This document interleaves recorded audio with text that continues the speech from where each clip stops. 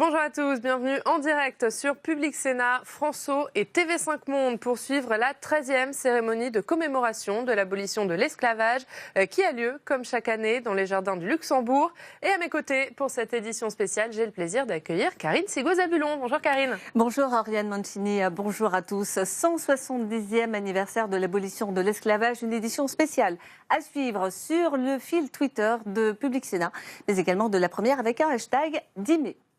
Et pour nous accompagner tout au long de cette édition spéciale, 4 invités sur ce plateau. Fabrice Dalméda, bonjour. Bonjour. Vous êtes historien et vous présentez également des émissions d'histoire sur François et sur Public Sénat. Merci d'être avec nous. Merci. Audrey Célestine, bonjour. Vous êtes maître de conférence à l'Université de Lille. Merci d'être là. Et vous avez été longtemps un membre du comité pour la mémoire de l'esclavage aussi, je le précise. François Durper, bonjour. Vous êtes historien. Vous avez également été longtemps membre de ce comité national pour la mémoire de l'esclavage. Et enfin, Anne Anglès, bonjour. Vous êtes professeur d'histoire-géographie au lycée Léon Blum à Créteil et vous êtes, vous, actuel membre du comité national pour la mémoire et l'histoire de l'esclavage. Merci donc d'être avec nous sur ce plateau. On vous retrouve dans un instant, mais d'abord direction les jardins du Luxembourg où nous retrouvons William Cromwell. Alors cette 13e journée sera la première sous la présidence d'Emmanuel Macron, mais le président de la République ne sera pas présent ce matin et c'est son Premier ministre qui le remplacera. Oui, Karine, c'est en effet Édouard Philippe qui sera présent puisque Emmanuel Macron est en ce moment à Aix-la-Chapelle en Allemagne pour recevoir le prix de la construction européenne, le prix international Charlemagne. Ce n'est pas la première fois qu'un président se fait représenter par son Premier ministre. En 2016, François Hollande était représenté par Manuel Valls puisque lui-même était en Guadeloupe pour l'inauguration du Memorial Act. Toutefois, le président a tenu à participer aux commémoration de l'abolition en célébrant le 170e anniversaire de l'abolition du décret Schœlcher qui proclamait l'abolition de l'esclavage. C'était au Panthéon le 27 avril dernier. La matinée va se dérouler assez simplement. Le Premier ministre va arriver incessamment sous peu. Il visitera l'exposition qui est derrière moi, En finir avec les traites, en finir avec l'esclavage. Il se rendra sous la tente un peu plus loin où il prononcera un discours qui serait axé sur l'enseignement de l'esclavage. D'ailleurs, la ministre de l'enseignement supérieur et de la recherche, Frédérique Vidal, et le ministre de l'Éducation, Jean-Michel Blanquer, seront avec lui. Après ce discours, on remettra le prix des flammes de l'égalité à plusieurs écoles et établissements scolaires de toute la France, puisque certains viennent de Bordeaux, d'autres de l'Alsace, certains même encore de Haute-Saône. Merci beaucoup William Cromwell. Merci William, on vous retrouve tout au long de cette édition spéciale avec de nombreux invités à vos côtés dans les jardins du Luxembourg. Audrey Célestine, on vient de l'entendre, Emmanuel Macron n'est pas présent ce matin dans les jardins du Luxembourg alors que c'est la première cérémonie de son quinquennat. Est-ce que c'est symboliquement dommageable ?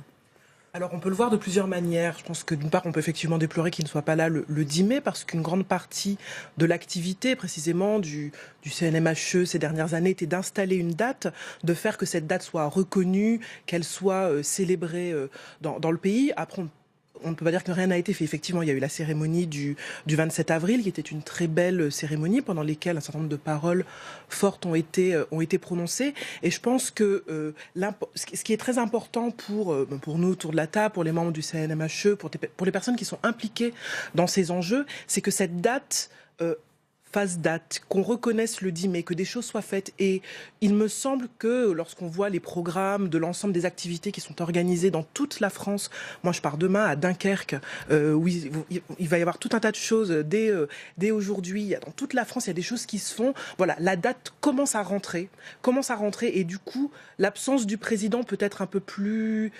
compréhensible à partir du moment où cette date rentre effectivement dans les mœurs, dans les esprits. Je pense que ce travail n'est pas encore complètement fait, mais voilà, c'est à cela qu'il faut s'atteler. Fabrice Dalméda, comment interprétez-vous l'absence du président de la République ce matin ? On l'a dit, William Cromwell l'a dit, il y a la remise de prix. Au-delà de ça, il avait fait quand même le 27 avril une belle cérémonie qui a été rappelée par Audrey Célestine. Et puis alors, un petit clin d'œil, c'était la première cérémonie de son quinquennat. Mais l'année dernière, rappelez-vous, il était déjà dans les jardins du Luxembourg avec François Hollande. Hollande qui d'ailleurs avait insisté en disant qu'il fallait passer le flambeau de la mémoire, qu'il fallait transmettre cette question et ne pas la laisser à l'écart des débats de la nation. Et donc, je pense que le travail se fait quand même. Je suis assez d'accord avec ce que dit Audrey. Il était venu, mais il n'avait pas pris la parole. Non, mais il avait déposé une gerbe avec Hollande. Avec François Hollande. Vous avez parlé du 27 avril. Je vous propose justement de revenir sur cet instant avec un reportage signé à Hakim Ali Saïd. La France républicaine s'honore en rendant hommage à ceux qui ont mis un terme à la France esclavagiste en avril 1848. Au Panthéon, là où la République honore les personnalités attachées au principe de la dignité humaine, le chef de l'État a été saisi d'émotion face à la tragédie du sinistre commerce d'êtres humains, un crime contre l'humanité. Le pied gauche et les deux mains passées dans un anneau de fer. La main gauche était superposée sur le pied gauche de façon à ne pouvoir s'en écarter. Dès le premier jour, la douleur fut si forte qu'à mes cris, on vint tirer le fer de ma main droite. On ne me donnait qu'une insuffisante nourriture. L'eau m'était également épargnée. Hommage à Victor Schœlcher, libérateur des esclaves. L'histoire retiendra que l'homme a mis un terme à un régime social et économique inhumain vieux de 3 siècles, un crime de lèse-humanité, disait-il. Hommage à Félix Éboué, combattant pour les libertés, l'enfant de Cayenne aux convictions humanistes et républicaines. Hommage enfin à Aimé Césaire, le chantre des blessures faites aux esclaves et à leurs descendants. Et l'on nous marquait au fer rouge. Et nous dormions dans nos excréments, et l'on nous vendait sur les places, et l'aune de drap anglais et la viande salée d'Irlande coûtaient moins cher que nous. Pour la transmission de cette sombre page de l'histoire de la France aux futures générations, Emmanuel Macron a décidé de la création de la Fondation pour la mémoire de l'esclavage à l'Hôtel de la Marine à Paris, de l'installation d'un mémorial national au Jardin des Tuileries et d'un soutien au musée de l'esclavage à Pointe-à-Pitre en Guadeloupe. Dans ce lieu auquel, la nation rend hommage. C'est des gens qui nous ont apporté beaucoup. François Durper, on vient de l'entendre dans ce sujet. 3 grandes annonces du président de la République le 27 avril dernier au Panthéon. Est-ce que c'est satisfaisant ou finalement rien de nouveau? Non, c'était des annonces attendues. La Fondation notamment, le soutien au mémorial. D'ailleurs, il y a déjà un mémorial, il est en Guadeloupe, il a besoin de soutien, d'argent. Mais c'est vrai qu'on a l'impression un peu de la version mémorielle et en même temps macroniste. C'est-à-dire qu'en fait, quand Emmanuel Macron est arrivé, on lui a dit, bon, il y a 2 dates, journée nationale du 10 mai, puis il y a la journée des victimes de l'esclavage le 23 mai. Il s'est dit, de toute façon, le 10 mai, je ne suis pas là, on m'en remet un prix, donc on va faire une 3e date. Alors, ce n'est pas une journée nationale, elle ne va pas être inscrite durablement dans le calendrier, c'est le 27 avril, et vous avez vu que ce 27 avril, c'était aussi du en même temps. On est allé, évidemment, Victor Schœlcher, c'est important, mais il fallait faire Victor Schœlcher sans faire du schœlcherisme. Qu'est-ce que ça veut dire, le schœlcherisme? C'est remercier l'abolitionniste blanc en oubliant le combat des esclaves eux-mêmes. Alors, évidemment, il n'a pas fait ça.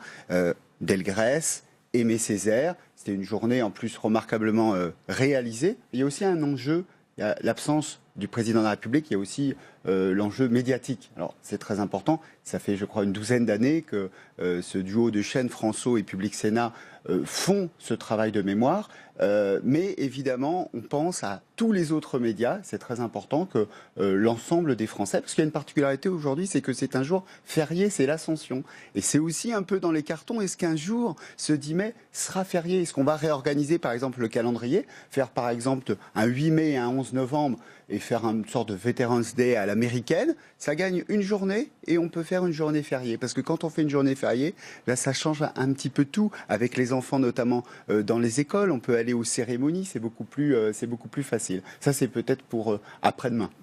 On en parlera un peu plus tard. Direction tout de suite les jardins du Luxembourg où nous retrouvons William Cromwell. Vous êtes avec le premier vice-président du Sénat, William. Oui, effectivement, Philippe Dallier qui s'apprête à accueillir les invités, les personnalités pour cette commémoration. Monsieur Dallier, quel message vous voudriez passer aujourd'hui en tant que représentant du Sénat ? Je suis d'abord très heureux d'accueillir l'ensemble des personnalités dans les jardins du Luxembourg, où se tient cette cérémonie, comme chaque année. C'est d'abord un jour où nous nous souvenons de ce qui s'est passé. Nous nous souvenons de ces millions d'hommes, de femmes qui ont été arrachés à leur terre et qui ont été effectivement envoyés, exploités. L'esclavage était, à cette époque, avait un caractère légal, il faut s'en souvenir également.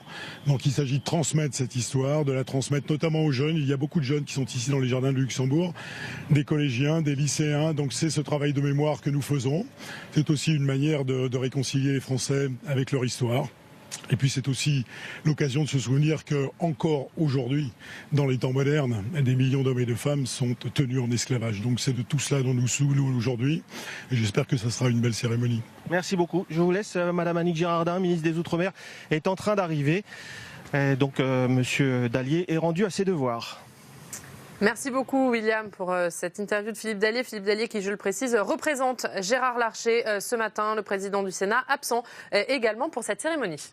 Alors à Anglès, lors de cette matinée du 27 avril au Panthéon, Emmanuel Macron n'a pas fait d'annonce concernant les programmes scolaires. C'est pourtant un socle nécessaire pour cette histoire de l'esclavage, pour que ce soit connu par le plus grand nombre. Est-ce que l'on peut s'attendre ce matin à des déclarations sur ce point ?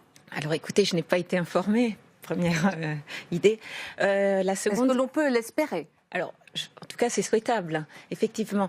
Mais les programmes vont être changés d'ici l'année prochaine, en tout cas au lycée.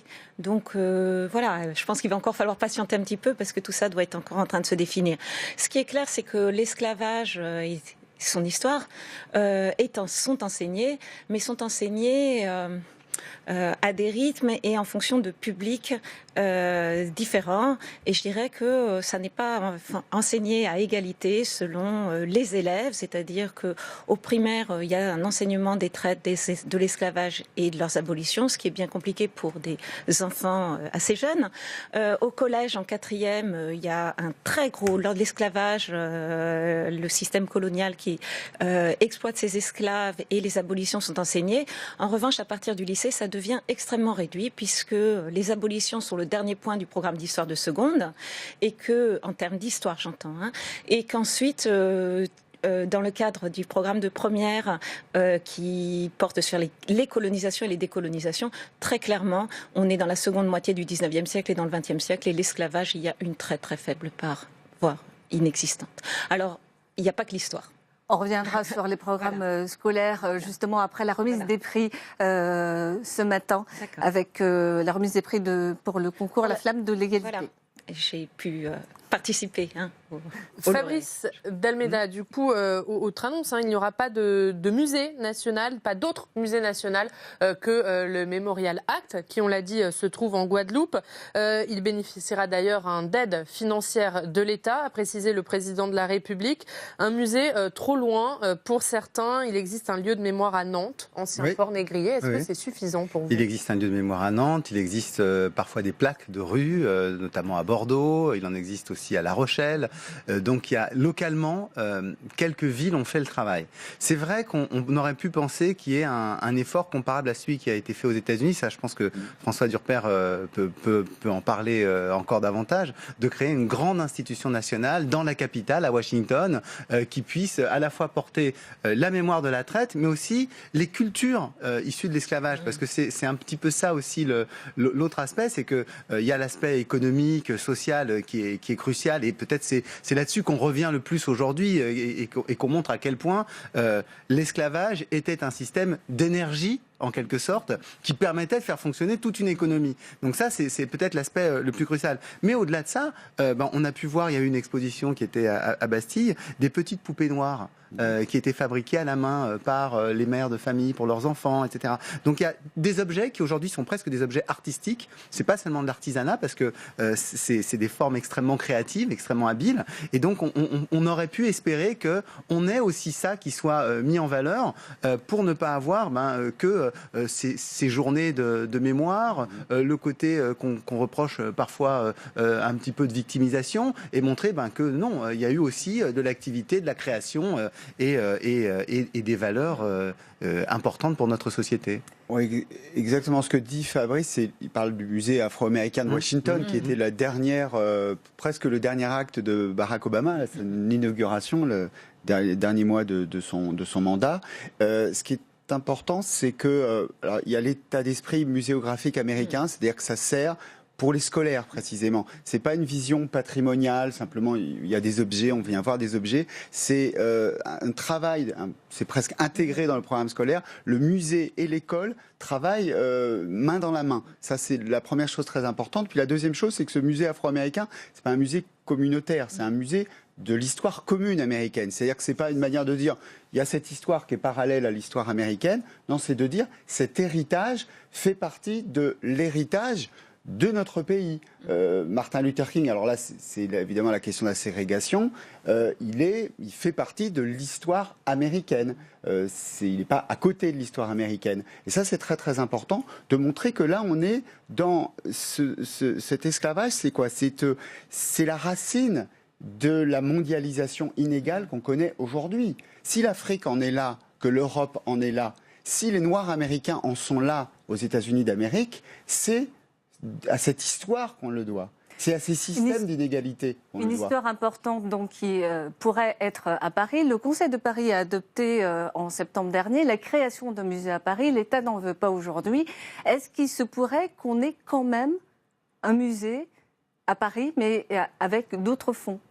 Ça, effectivement, c'est un enjeu et ça permettrait effectivement d'avoir une nouvelle vision de notre fonctionnement muséal. Il ne faut pas nécessairement penser up-down, mais se dire qu'il peut y avoir des entreprises, qu'il peut y avoir des collectivités qui prennent en main cet héritage et qui se disent, finalement, dans un premier temps, on peut se passer de l'État. Puis l'État, il viendra après. Ça peut être une nouvelle, parce que finalement, cette mémoire, elle a été construite de bas en haut. Souvenez-vous, pourquoi on est là ? Parce qu'en 1998, il y a eu la commémoration des 150 ans de l'abolition de l'esclavage de 1848. Et l'État a dit, tous nés en 1848. On va commémorer, un peu comme on commémorait depuis des années, c'est-à-dire, voilà, il faut remercier la République qui a aboli l'esclavage. Et puis il y a eu cette marche du 23 mai où des gens ont défilé silencieusement pour dire ce sont les esclaves qui ont aboli l'esclavage.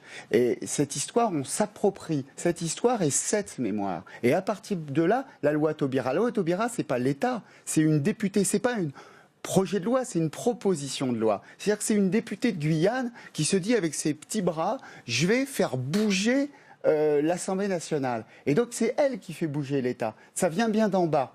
Et donc, ce devoir de mémoire, finalement, c'est dans la continuité. Si on a un musée dans 5 ans, dans 10 ans, qui part d'en bas, finalement, on aura encore plus gagné que si c'est l'État qui peut-être le décrète. Audrey Célestine, Emmanuel Macron a confirmé également que serait créée cette année la Fondation pour la mémoire de l'esclavage, dont la présidence sera confiée à Jean-Marc Ayrault. Pourquoi ce choix ? Est-ce que c'est le choix de l'ancien maire de Nantes ? Alors, c'est une vraie question. Pourquoi ce choix ? Alors, c'est pas un choix illégitime du tout. C'est quelqu'un qui a été le premier édile d'une ville qui, pour le coup, a fait un travail très important dès le début des années 80. Mais là encore, je pense, pour rebondir sur ce que vient de dire François, sous la pression également d'un milieu associatif local extrêmement actif depuis plusieurs décennies. Et je pense qu'à chaque fois, on est dans ce type de dynamique-là. S'il y a le musée aux États-Unis, c'est parce qu'il y a plusieurs décennies de lutte et de mobilisation de personnes qui font avancer à la fois l'histoire et la situation socio-économique, qui mettent en avant la culture, qui opèrent cette espèce de retournement pour que des éléments ou qu'une histoire de stigmate devienne une source de fierté. Et dans un sens, Jean-Marc Ayrault a accompagné un mouvement, mais un mouvement qui venait là aussi dans le pas. Moi, je pense qu'il faut laisser aussi les gens agir. Cette idée de fondation, c'est quelque chose qui date depuis de plusieurs années également. Cette idée de fondation, de 2016, mais je pense que c'est pas une chose qui pourra être Dans un instant, la cérémonie va commencer. À l'heure actuelle, plusieurs personnalités arrivent dans les jardins du Luxembourg. William Cromwell, vous êtes en ce moment avec Jean-Marc Mormec, le délégué interministériel à l'égalité des chances des Français d'outre-mer. Voilà, Jean-Marc Mormec qui va nous dire ce qu'il pense de l'enseignement de l'esclavage aujourd'hui dans la scolarité, puisque c'est le thème retenu cette année. Est-ce que c'est assez appuyé pour vous ? Pour l'instant, aujourd'hui, c'est le fait d'en parler. Aujourd'hui, on en parle, donc c'est bien. On se cache plus en disant plus que comme si ça n'avait pas été. Aujourd'hui, on sait que ça a été ce qui s'est passé. Et puis, le fait d'en parler, il y a plein de projets autour de ça. On voit, il y a des manifestations, donc c'est bien. Ça progresse. On en parle, c'est positif, mais ça réveille aussi de vieux mauvais réflexes. On va dire oui ou non. L'histoire s'est fait aussi pour dire plus jamais ça ou il faut améliorer ça. Donc le fait d'en parler, ça existait, on le sait. Maintenant, on en parle et puis pourquoi ça réveille? Non, au contraire, il faut en parler. Merci beaucoup. Merci beaucoup, William. Donc Jean-Marc Mormec, délégué interministériel à l'égalité des chances des Français d'outre-mer. Annick Girardin doit s'installer, là, elle vient de passer, et le Premier ministre ne devrait pas tarder. Attendu d'ici une dizaine de minutes maintenant, Édouard Philippe qui arrivera dans les jardins du Luxembourg. On parlait à l'instant de Jean-Marc Ayrault qui présidera cette fondation pour la mémoire de l'esclavage. On me disait, annoncée par François Hollande en 2016, elle sera finalement créée cette année. Fabrice Delmeda, pourquoi finalement autant de temps ? Il y a le temps, mais il faut dire que François Hollande avait donné cette idée. Jean-Marc Ayrault a été chargé de la mission de préfiguration. Donc il devait s'assurer de la faisabilité. Il a d'ailleurs fait un conseil d'administration, je crois, dans cette mission, dans lequel il y avait beaucoup d'associations différentes, locales, nationales, etc.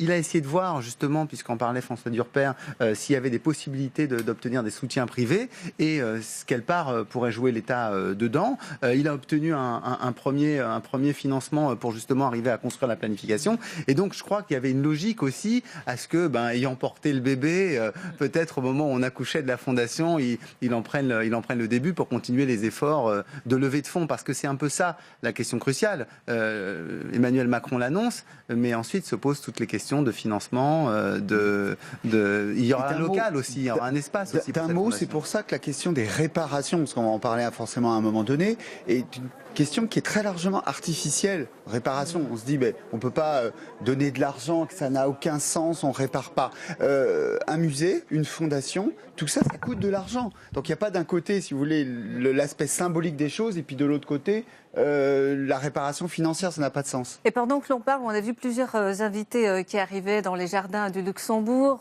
notamment Laura Flessel, la ministre des Sports qui est présente. Il y a également la ministre des Outre-mer, Annick Girardin. Le ministre de l'Éducation nationale qui peut-être parlera et dira un mot sur les programmes scolaires, Jean-Michel Blanquer. Et puis nous avons vu également Jacques Toubon qui est présent et qui s'occupe notamment des défenseurs des droits, des discriminations. Donc dans les jardins du Luxembourg, et on attend le président de la République, pas le président de la République justement puisqu'il ne sera pas là, le Premier ministre d'ici 8 minutes. Et justement le président de la République n'est pas là pour cette 13e journée nationale des mémoires de la traite et de leurs abolitions, mais ce n'est pas le premier président de la République à être absent lors de cette cérémonie. Retour sur les 10 mai des présidents de la République avec William Cromwell. 10 mai 2006, Jacques Chirac dévoile la stèle à la mémoire des esclaves dans les jardins du Luxembourg. C'est là désormais qu'aura lieu la cérémonie nationale de commémoration. En 2007, Jacques Chirac n'est plus tout à fait président, mais son successeur, Nicolas Sarkozy, l'accompagne déjà. Pourtant, le nouveau président ne sera pas à tous les rendez-vous. En 2009, la cérémonie nationale est déplacée à Bordeaux. En 2010, c'est son ministre de l'Intérieur et ami, Brice Hortefeux, qui le remplace. En 2012, Nicolas Sarkozy laisse aller seul le président qu'il a battu, même s'il n'est pas encore investi. Et François Hollande sera au rendez-vous chaque année de son quinquennat, sauf en 2015, au moment où la cérémonie débute à Paris. Lui est en Guadeloupe pour l'inauguration du mémorial international dédié à l'histoire de l'esclavage, le Mémorial Act. À la fin de son mandat, François Hollande est présent avec Emmanuel Macron, nouvellement élu, pour un passage de témoin moins politique que mémoriel.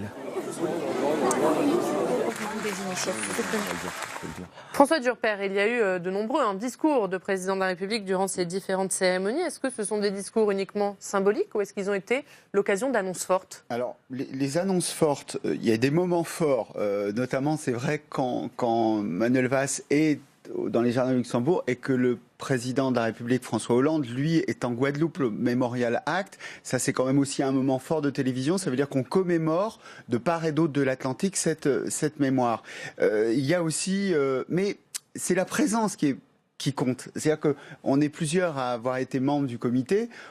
L'idée, c'était au départ de faire venir le président. Il fallait faire venir le président parce que c'était pas gagné du tout. Au départ, certains présidents disaient mais pensez par exemple à Nicolas Sarkozy, on va pas quand même faire de la contrition, on va pas. Il ne voulait pas venir parce qu'il estimait, et dans sa campagne électorale il l'avait dit, non, ça puis c'était aussi une manière de dire Chirac l'a fait, moi je ne vais pas venir. Et grâce au travail de tous, Nicolas Sarkozy a fini en tant que président de la République, c'est pas la personne qui compte, il a fini par venir. Et ça a installé cette date. Et finalement, les chefs d'État aujourd'hui, quand ils ne viennent pas, ils sont obligés de dire bon, il y a vraiment quelque chose. Et puis je viendrai l'année prochaine et je fais quelque chose parce qu'il faut faire quelque chose. Et donc ça installe. Il faut aussi voir un peu le verre à moitié plein. Le 11 novembre, on commémore depuis 70-80 ans. Donc forcément, c'est une date qui est complètement habituelle dans le calendrier. Là, on est sur une date, on a un peu plus de 10 ans. 2006, donc on a commémoré les 10 ans il y a 2 ans. Donc ça veut dire que cette présence, elle est importante, mais le chef d'État, il fait venir derrière aussi les chaînes info. Alors, il y a aussi la dimension médiatique qui compte. Et c'est pour ça qu'il faut, effectivement, cette année, il n'est pas là, mais que dès l'année prochaine, le 10 mai, le chef de l'État est tous les ans l'habitude de venir pour cette journée commémorative. Parce que si on n'a ni le jour férié, ni la présence du chef de l'État, c'est vrai qu'il y a un risque d'étiolement de cette journée nationale du 10 mai qui est très importante. Alors le chef de l'État n'est pas là, mais le Premier ministre doit le remplacer. Il devra arriver d'une minute à l'autre. Audrey Célestine, alors il y a le 10 mai, date que l'on commémore aujourd'hui. Il y aura cette année une journée nationale pour le 23 mai, donc qui va s'inscrire dans le temps, dédiée aux victimes de l'esclavage. Il y a eu le 27 avril. Est-ce que toutes ces dates ne risquent pas d'éclipser justement le 10 mai ? C'est toute la difficulté. C'est-à-dire que ces dates, pour moi, elles reflètent la complexité des enjeux. C'est-à-dire qu'il y a à la fois le rôle de la République, il y a cette date du 10 mai qui est une date qui a été décidée après des années de discussion et où il a été décidé qu'une date qui faisait référence à un événement historique était compliquée à choisir parce qu'on ne se mettait pas d'accord.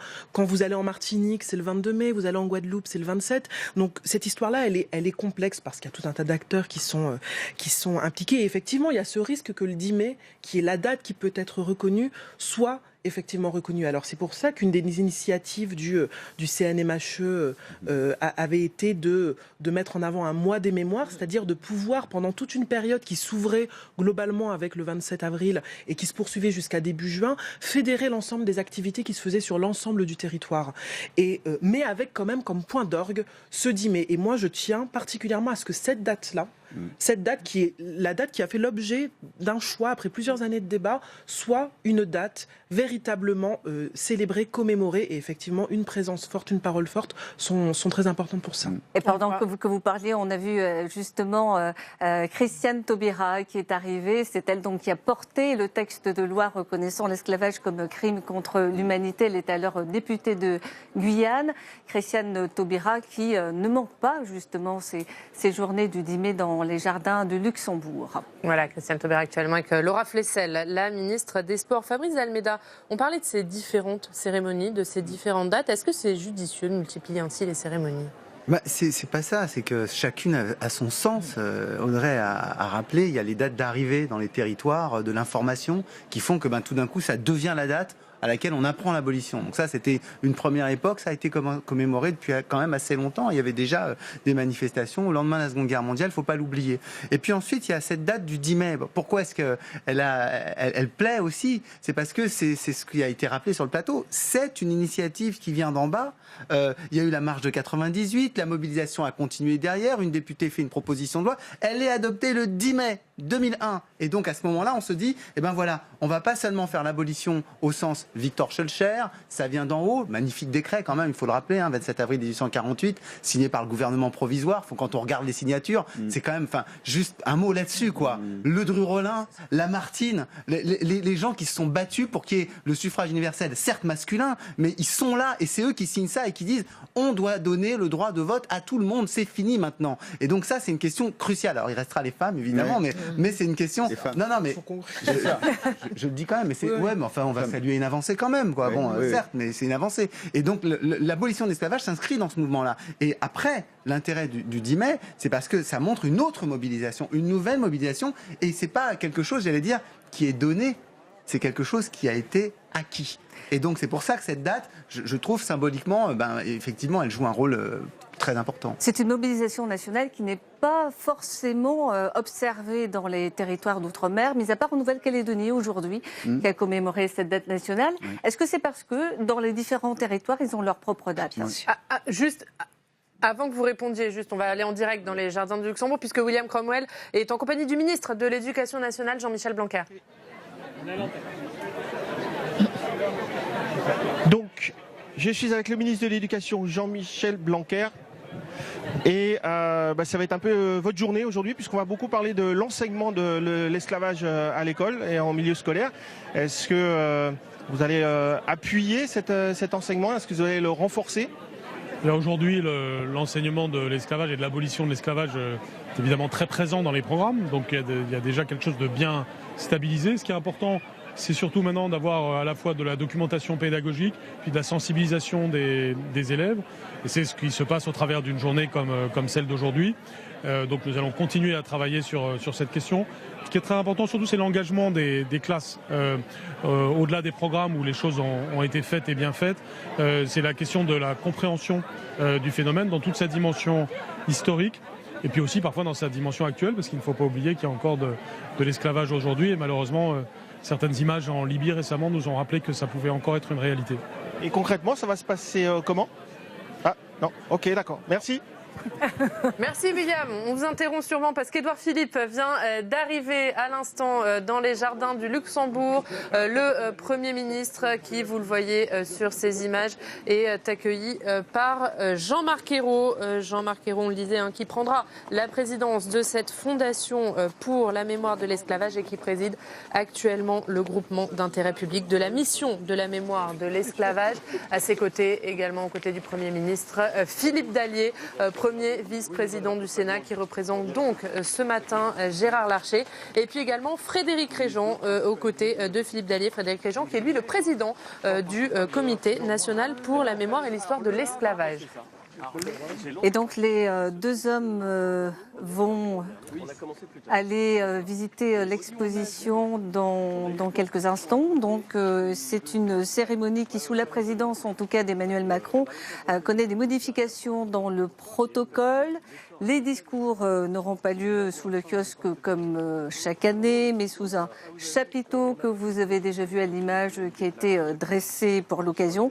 Et avant le dépôt de gerbes, le Premier ministre va visiter l'exposition « En finir avec les traites, en finir avec l'esclavage », une visite qui sera commentée, comme l'an dernier, par Frédéric Régent, le président du Comité national pour la mémoire et l'histoire de l'esclavage. Anne Anglès, puisqu'on n'entend pas les propos actuellement d'Édouard Philippe. Anne Anglès, on le disait, il y a une exposition que va visiter dans quelques instants le Premier ministre, qui sera commenté par Frédéric Régent. Est-ce que vous pouvez peut-être nous en dire un petit peu plus sur cette exposition? Oui, alors je dirais que déjà le parti pris en finir, c'est vraiment l'idée d'un basculement. La deuxième idée qui a, je pense, prévalu au comité, ça a été de faire des textes courts, efficace, lisible. Voilà. Après, reste à savoir si l'objectif a été rempli. En tout cas, c'est une écriture à plusieurs mains qui a été faite. Et c'est vrai qu'elle vise à mettre en évidence les décalages de rythme, les décalages de réalité, et puis aussi la manière dont, effectivement, on n'est pas dans des victimes, mais on est dans des combats pour se libérer, pour s'affranchir, pour se débarrasser de ce fléau qu'est l'esclavage. Alors, voilà. On va peut-être essayer d'écouter Frédéric Réjean, justement, qui commente cette exposition au Premier ministre. Du 170e anniversaire de l'abolition de l'esclavage, mais aussi dans le cadre du 200e anniversaire d'une des nombreuses lois qui interdisaient la traite en France et qui finalement s'est traduite seulement à partir de 1831 avec vraiment la mise en place de dispositifs de navires traquant les navires négriers clandestins. Voilà. Donc la traite a été abolie notamment par les Britanniques en 1807 et puis par le Congrès de Vienne en 1815. Alors c'est pas seulement par philanthropie que les Britanniques ont aboli la traite, c'était aussi pour eux un moyen de contrôler tous les navires. Parce qu'à partir du moment où la traite est abolie et que vous êtes un peu le gendarme des mers, eh bien vous avez le contrôle aussi de la mer. Il y a aussi ces aspects géopolitiques qui jouent. Donc comme nous sommes le 170e anniversaire de l'abolition de l'esclavage, donc la révolution de février 1848, qui entraîne donc la proclamation de la Deuxième République, et avec très rapidement Victor Schœlcher, qui est un abolitionniste et un républicain, qui va faire adopter par le gouvernement provisoire le 4 mars le principe d'abolition de l'esclavage. Et donc, que ce soit Monnerville ou Césaire, ils reliaient finalement ces luttes parallèles entre les esclaves luttant pour leur liberté et le peuple de Paris. Césaire disait que ce peuple de Paris qui vivait dans des greniers et des caves n'a pas conquis la liberté seulement pour lui, mais il a aussi conquis la liberté pour des hommes plus malheureux encore que lui. Voilà.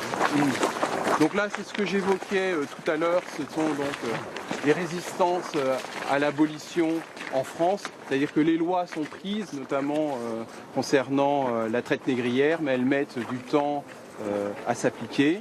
Et aussi pour signaler qu'il y a eu une première abolition de l'esclavage en 1794, accompagnée par un rétablissement en 1802, mais un rétablissement qui ne se fait pas à Saint-Domingue, où là, les militaires de couleur prennent le pouvoir et repoussent donc le corps expéditionnaire dirigé par le général Leclerc, qui était le mari de Pauline Bonaparte, le frère de Napoléon.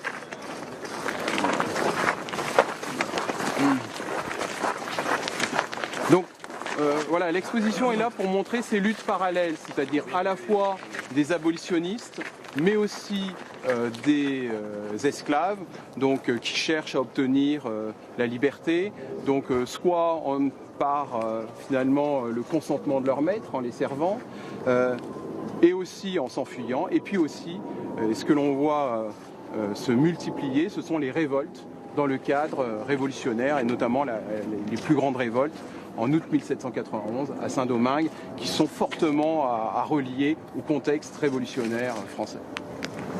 Français et aussi américain. C'est ce qu'on appelle aujourd'hui chez les historiens les révolutions atlantiques. Donc voilà, là c'est l'application de l'abolition de l'esclavage. Alors ça permet un peu de comprendre pourquoi il y a toute une série de commémorations différentes. Donc le 27 avril, l'esclavage est aboli, mais le temps que le décret arrive, il y a un certain temps, mais la nouvelle de la Révolution et l'instauration de la Seconde République provoque une agitation chez les esclaves, et donc le 22 mai 1848, il y a une révolte en Martinique d'esclaves qui fait 35 morts, et la solution pour le gouverneur, c'est d'abolir immédiatement l'esclavage. D'ailleurs, Césaire disait que cette révolte a eu de l'importance, parce que compte tenu ensuite du retour de la réaction, enfin juin 1848, Cavaignac, puis ensuite, en décembre 1848, l'élection de Louis-Napoléon Bonaparte, s'il n'y avait pas eu cette prise d'armes des esclaves et cette abolition, peut-être que l'abolition aurait été retardée, il y aurait eu des motifs, notamment parce que c'est un décret et non une loi. C'est un décret du gouvernement provisoire, donc voilà, voilà, toujours pour montrer finalement ces luttes parallèles entre les deux. Alors maintenant nous allons nous diriger vers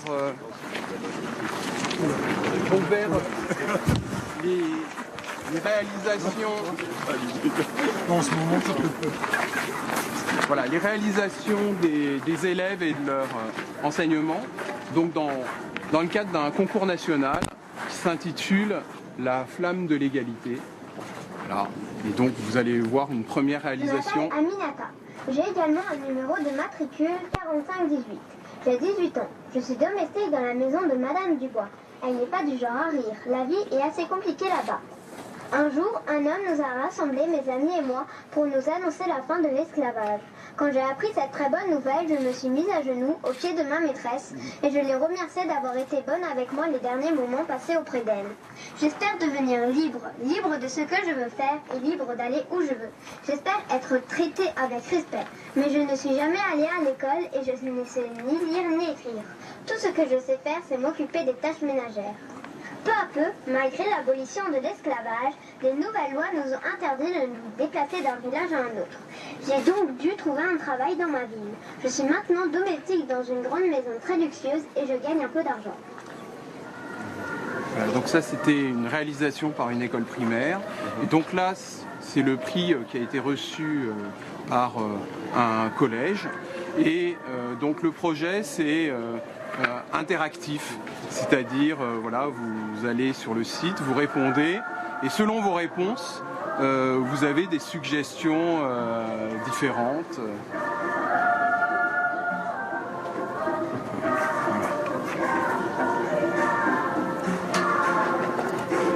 Voilà, donc vous avez combien de dossiers Alors cette année, donc nous avons eu une centaine de dossiers. Donc, ce qui représente à peu près 3000 élèves qui ont participé à ce concours. Donc, ça commence à devenir un concours important dans l'éducation nationale. Partout, oui, nous avons eu des lycées français de l'étranger, de l'outre-mer. D'ailleurs, si on regarde les primés, donc ils viennent de Bordeaux, de Colmar, de Besançon. Et les mentions spéciales viennent de Paris et de Toulon. Donc, voilà. Bon, voilà. On a presque. Voilà. Donc ensuite, donc le reste de l'exposition est pour montrer le processus abolitionniste sur les différents continents. Donc le continent américain, avec l'Amérique latine, une abolition graduelle qui s'est faite dans le cadre des guerres d'indépendance. Puis les États-Unis dans le cadre de la guerre de sécession, et puis très tardivement donc le Brésil, où l'esclavage n'a été aboli qu'en 1888. Et ce qu'il faut voir, c'est que dans ces abolitions, il y a des gens comme Victor Schœlcher ou Victor Hugo. Encore en 1879, ils se réunissaient avec un portoricain pour lutter pour l'abolition de l'esclavage dans ces pays. Donc là, l'esclavage en Afrique, alors qui a été aussi un moyen de légitimer la colonisation, on le verra ensuite lors du congrès de Berlin, et où on a des dates d'abolition qui peuvent être très tardives, par exemple en Mauritanie, en 1980, et puis aussi une date importante qui est l'abolition du travail forcé, parce qu'avec la colonisation, l'esclavage était certes aboli, mais le travail forcé n'a été aboli qu'au lendemain de la Seconde Guerre mondiale par la loi Houphouët-Boigny. Il y a des journées de commémoration dans d'autres pays européens, dans l'Angleterre. Je crois que des journées nationales comme ça, nous sommes les premiers. Aux États-Unis, il y a un mois, Black History Month. Voilà. Donc là, également en Asie, où on voit donc des abolitions tardives de l'esclavage. Et on estime qu'aujourd'hui, 60% des esclaves se trouvent en Asie, selon les définitions du Bureau international du travail.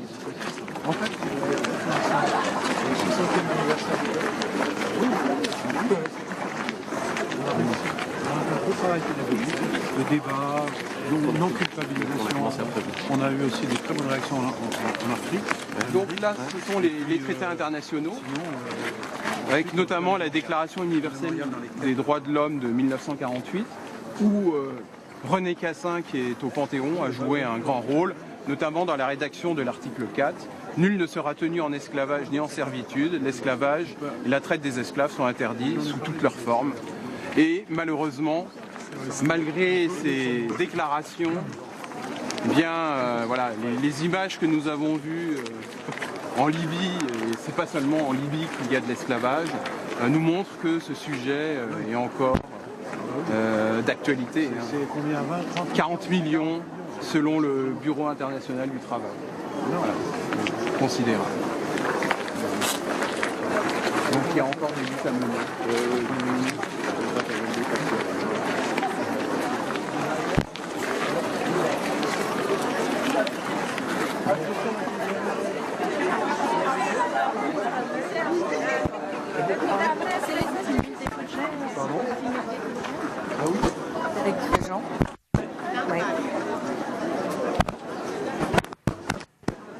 En finir avec les traites, en finir avec l'esclavage, c'est le thème de cette exposition que Frédéric Régent vient de commenter pour le Premier ministre Édouard Philippe. Ils ne vont pas tarder maintenant à se rendre vers l'œuvre Le Cri. L'Écrit, une œuvre effectuée par Fabrice Hibert. Là, il y aura un dépôt de gerbes, mais avant, le Premier ministre salue justement ses ministres présents et les invités qui sont sur place, des invités triés sur le volet, puisque cette cérémonie n'est pas ouverte au grand public jusqu'à présent. Voilà. Anne Anglès, on a suivi la visite de l'exposition, Frédéric Régent qui expliquait cette exposition au Premier ministre. C'est vrai que c'est une exposition qui avait une visée très pédagogique. Oui, d'ailleurs, elle sera diffusée dans les établissements, dans les collectivités territoriales, et puis elle pourra être consultée en ligne également. Donc c'est un support, ça se veut aussi un support pérenne d'information, de documentation. Et je crois que ça a toujours été conçu comme ça par tous les CMNHE ou comités pour la mémoire à l'époque où c'était. C'est-à-dire il y a vraiment l'idée d'une transmission et d'une transmission d'information. La mémoire, elle s'éloigne parfois un peu de la vérité historique. L'intérêt de faire de l'histoire, c'est de revenir aux faits. Au réel. Voilà. Cette exposition sera visible dans les jardins jusqu'à quand? Alors, je crois qu'elle y reste à peu près, mais alors là, je n'ai pas assez d'antériorité. Peut-être que Madame Célestine, qui a été plus longtemps que moi au CMNHE, pourra le dire. Je crois qu'elle va rester en fait jusqu'à l'été, à peu près. Et ensuite, il y en a de la possibilité. Elle tourne de toute façon en même temps sous différents formats. Voilà. Et puis ce qui est intéressant aussi, je crois, c'est que des élèves ont été également associés à une partie de l'exposition, et notamment des jeunes élèves. Alors, les élèves, en fait, qui sont présents peuvent consulter l'exposition. En l'occurrence, les élèves qui sont présents ici sont les lauréats du concours de la Flamme de l'égalité, qui est un concours scolaire et qui présente un intérêt aussi, c'est que c'est un concours collectif, c'est-à-dire qu'on travaille ensemble et en général sur le temps long pour faire une proposition sur un sujet donné. Voilà. Et les élèves qui concourent pour le prix, cela va de la primaire au secondaire? Alors, exactement. Donc ça va du primaire jusqu'à la terminale. Pour avoir été membre du second niveau de correction, c'est-à-dire du jury national, je dois dire que les prestations, les propositions des élèves et de leurs enseignants sont assez fantastiques. Extraordinaire d'invention. On le voit ici, il y a un jeu vidéo en ligne avec des questions morales d'ailleurs qui sont posées. Le principe étant qu'un négociant débarque dans le sud des États-Unis et se trouve confronté à l'esclavage et est amené à se positionner et avec des circuits différents qui sont proposés d'une grande inventivité. On a une animation du tableau de Biard qui permet de commenter véritablement le sujet. C'était l'abolition, en finir avec l'esclavage. Et également, j'ai pu voir aussi des ballets, notamment faits par des élèves qui n'étaient absolument pas danseurs et qui étaient extraordinaires. Par la danse et par les arts, on peut faire des choses fantastiques aussi. Audrey Célestine, sur cette exposition. Et précisément pour le lien, l'articulation entre l'exposition au fil des années et le concours, tous les ans, cette exposition, elle fournit un certain nombre d'outils, des outils pédagogiques qui nourrissent le travail des enseignants. Parce que très clairement, parfois, effectivement, au niveau du concours du jury national, sont les meilleurs travaux qui arrivent. Et puis parfois, on a des choses qui peuvent être un peu étonnantes et en décalage avec les progrès d'histoire ou même avec le message de départ, qui est quand même le message aussi très actuel sur la question du racisme, des discriminations et de la mémoire. Et du coup, d'avoir de vrais outils que les enseignants vont pouvoir utiliser, qu'ils vont pouvoir s'approprier, ça c'est essentiel. Et ça c'est un travail qui est véritablement cumulatif. Et le travail du CNMHE, c'est pas juste la préparation de ces dates-là qui sont importantes, notamment du point de vue médiatique, mais c'est ce travail au long cours pour fournir des outils à des gens qui ont quand même la volonté de transmettre une histoire et ses ramifications jusqu'au présent. On va écouter maintenant les enfants qui vont lire. De 1784. Hélas, qu'as-tu fait? Mon amour t'a rendu coupable. Sans le malheur, sans la malheureuse Mirza, tu n'aurais jamais fui le meilleur de tous les maîtres et tu n'aurais pas tué son homme de confiance. Le barbare, il t'aima et ce fut pour devenir ton tyran. L'amour le rendit féroce. Le tigre osa me charger du châtiment qu'il t'infligea pour n'avoir pas voulu répondre à sa passion effrénée. Il fallait me laisser mourir. Tu serais auprès de notre gouverneur qui te chérit comme son enfant. J'ai causé tes malheurs et les siens. Il me croit coupable. Et voilà ce qui rend mon tourment plus affreux. Il ne sait point quel monstre il avait honoré de sa confiance. J'ai sauvé mes semblables de sa tyrannie. Mais, ma chère Mirza, perdant un souvenir trop cher et trop funeste, nous n'avons plus de protecteur que la nature. Mère bienveillante, tu connais notre innocence. Non, tu ne nous abandonneras pas, et ces lieux déserts nous cacherons à tes yeux. Zamor, mais dis-moi, pourquoi les Européens et les habitants ont-ils tant d'avantages sur nous, pauvres esclaves? Ils sont cependant comme nous. Nous sommes des hommes, comme eux. Pourquoi donc une si grande différence de leur espèce de la nôtre? Cette différence est bien peu de choses. Elle n'existe que dans la couleur. Mais les avantages qu'ils ont sur nous sont immenses. Ils se servent de nous dans ces climats comme ils se servent des animaux dans les leurs. Ils sont venus dans ces contrées, se sont emparés des terres, des fortunes, des naturels, des îles et nous ont fait esclaves. La plupart de ces maîtres barbares nous traitent avec une cruauté qui fait frémir la nature. Notre espèce, trop malheureuse, s'est habituée à ces châtiments. Ils se gardent bien de nous instruire. Si nos yeux venaient à s'ouvrir, nous aurions horreur de l'état où ils nous ont réduits et nous pourrions secouer un joug aussi cruel que honteux. Que nous sommes à plaindre. Peut-être, avant peu, notre sort va changer. Une morale douce et consolante a fait tomber en Europe le voile de l'erreur.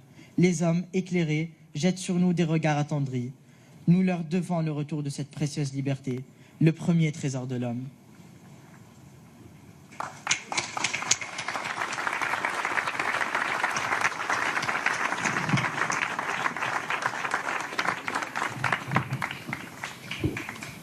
Décret du 4 février 1794.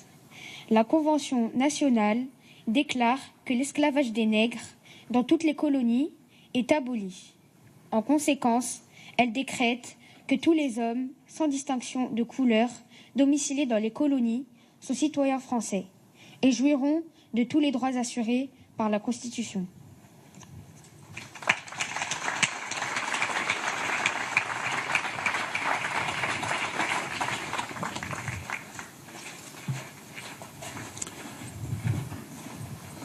Monsieur Philippe Dallier, vice-président du Sénat, puis Monsieur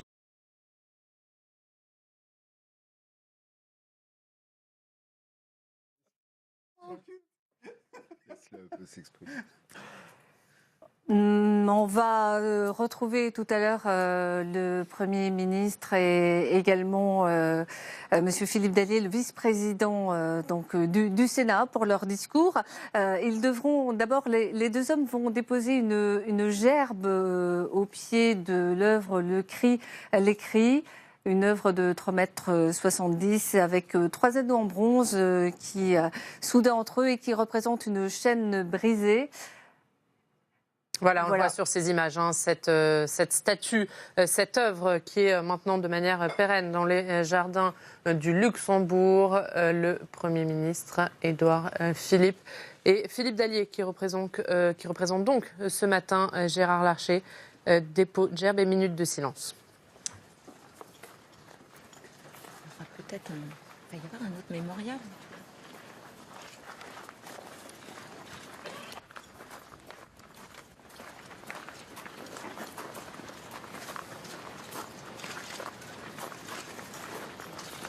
Le Premier ministre accompagné de 2 élèves donc, qui déposent une gerbe au pied de l'œuvre.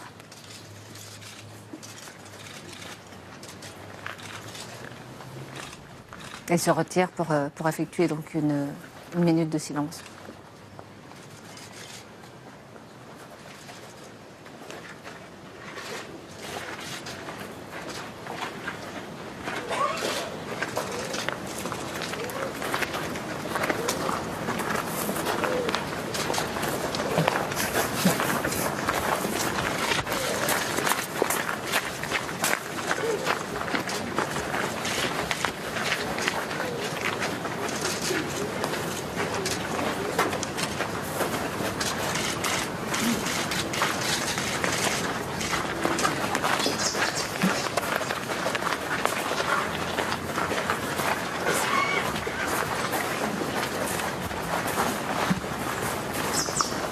Les droits obtenus par les esclaves et les livres de couleur devenus citoyens sont remis en cause après le coup d'État de Napoléon Bonaparte de 1799.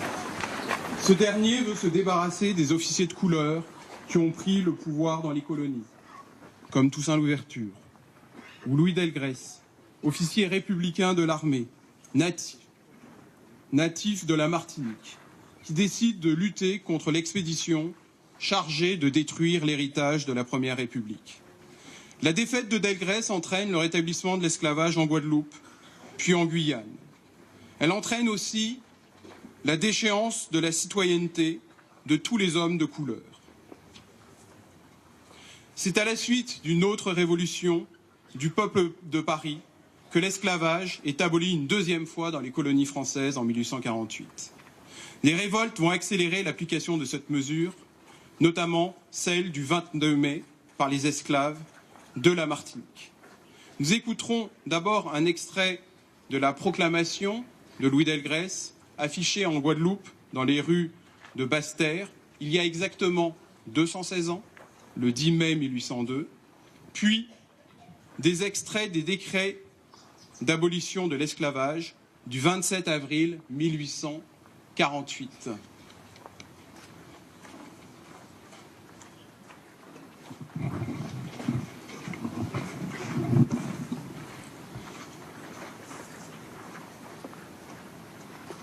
Proclamation de Louis Delgrès du 10 mai 1802.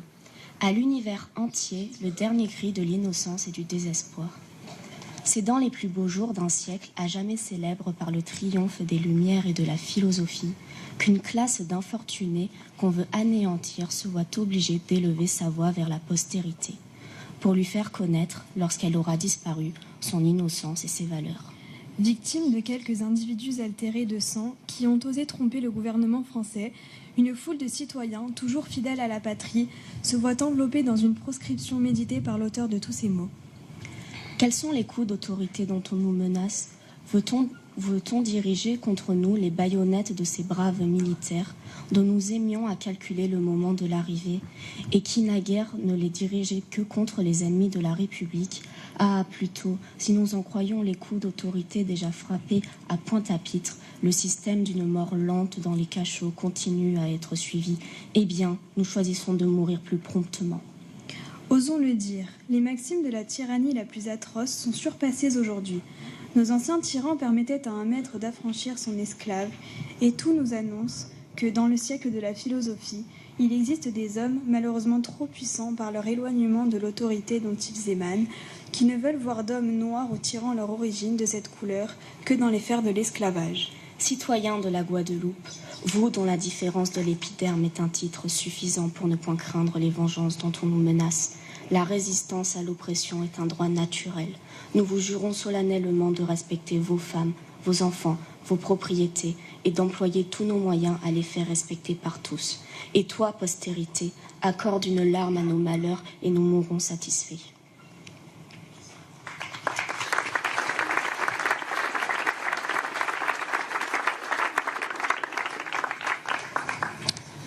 Décret d'abolition de l'esclavage dans les colonies françaises, 27 avril 1848. Ministère de la Marine et des Colonies, Direction des Colonies, République française, Liberté, Égalité, Fraternité.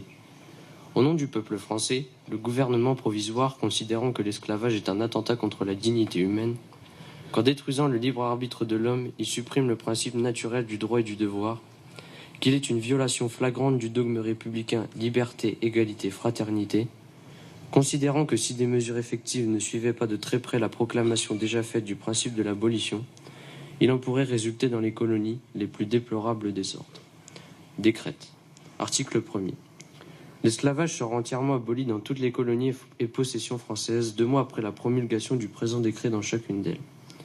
À partir de la promulgation du présent décret dans les colonies, tout châtiment corporel, toute vente de personnes non libres seront interdits.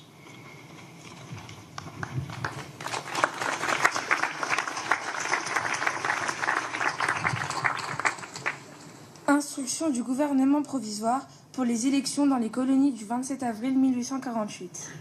Premièrement, le nombre de représentants du peuple à l'Assemblée nationale sera de 3 pour la Martinique, 3 pour la Guadeloupe, 1 pour la Guyane, 3 pour l'île de la Réunion, 1 pour le Sénégal et dépendance, 1 pour les établissements français de l'Inde.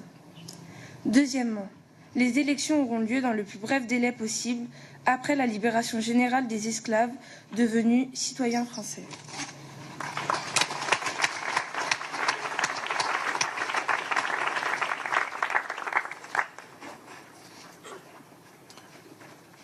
Monsieur Philippe Dallier, vice-président du Sénat, va prendre la parole.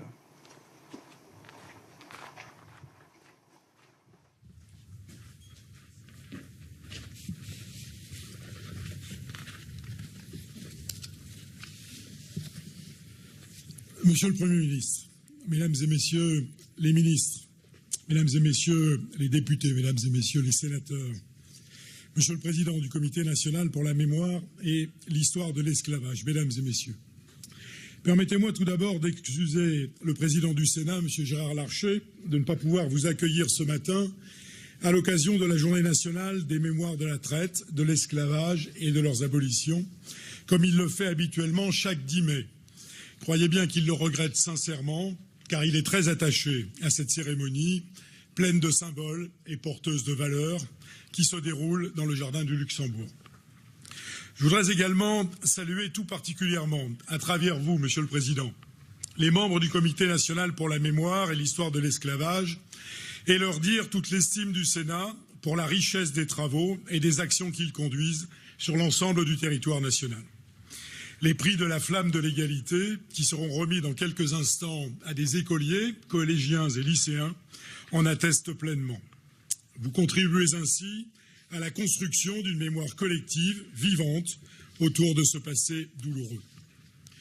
Ce jour de commémoration nationale des mémoires de la traite négrière, de l'esclavage et de leurs abolitions est un moment essentiel afin que chacun conserve à l'esprit toute l'horreur de l'esclavage, l'enfer et le martyre qu'ont connu des millions d'hommes, de femmes déracinés au nom du profit et d'un préjugé racial au mépris de l'humain. Crime contre l'humain, pour reprendre la formule de Daniel Maragne, essayiste guadeloupéen. Crime bien organisé, légalisé et codifié, autorisant des pratiques inhumaines. Dès lors que la vie devenait une marchandise, n'oublions pas qu'avec le Code noir, l'esclave était considéré comme un bien meuble, le sentiment de fraternité disparaissait et tout était permis.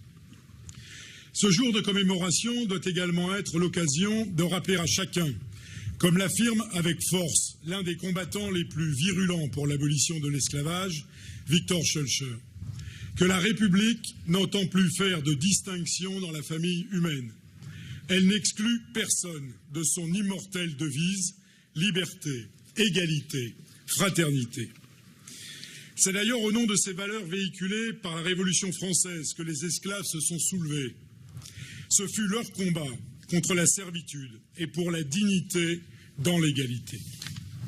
Souvenons-nous de Toussaint Louverture, qui créa les conditions de l'indépendance d'Haïti en 1804, donnant par là même une grande leçon de dignité à ceux qui voulaient voir l'infériorité de l'esclave noir.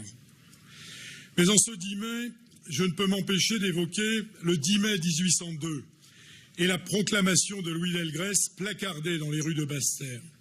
Proclamation par laquelle Cet officier de l'armée républicaine, encerclé par les troupes consulaires du général Richepanse, affirmait « La résistance à l'oppression est un droit naturel. La divinité même ne peut être offensée que nous défendions notre cause. Elle est celle de la justice et de l'humanité. » Louis Delgrès et ses 300 compagnons, pour qui cette déclaration était le dernier cri de l'innocence et du désespoir, préférèrent mourir libres plutôt que de redevenir esclaves. À travers ces exemples, il s'agit aussi de rendre hommage à tous les esclaves marrons épris de liberté, comme la mulâtresse Solitude, qui, au péril même de leur vie, ont fui les plantations. Ces personnages au destin tragique, ainsi que tous ceux qui ont souffert et dont nous ne connaissons pas les noms, font partie de notre histoire, de l'histoire de l'humanité.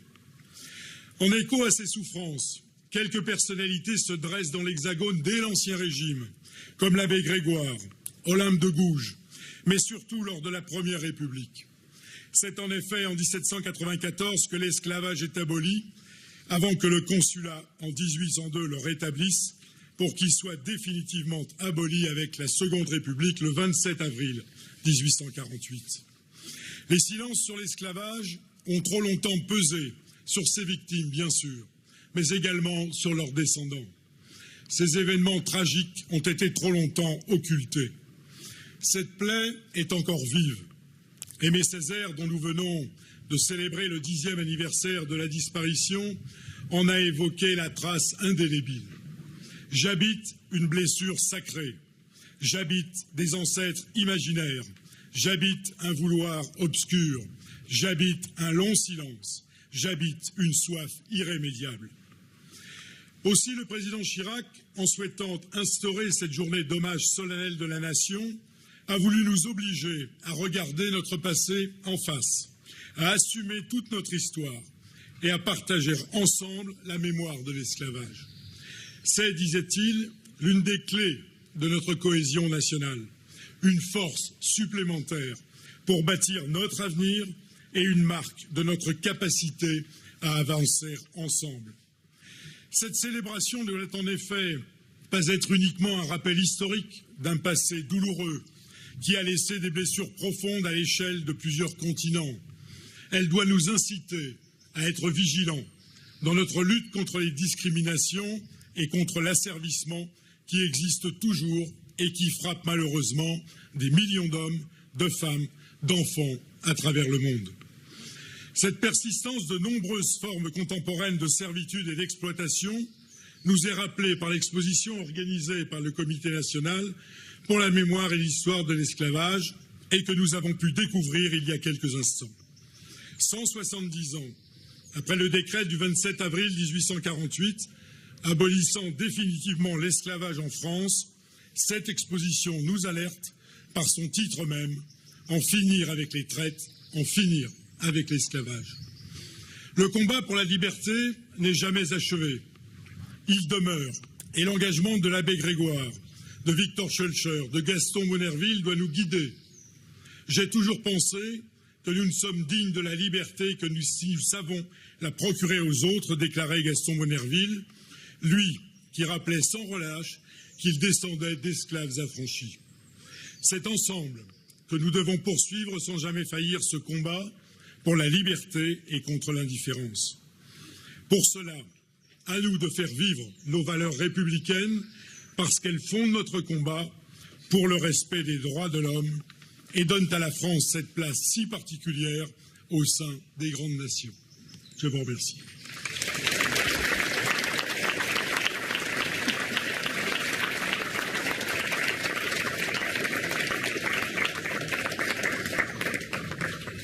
Monsieur Édouard Philippe, Premier ministre, va prendre la parole.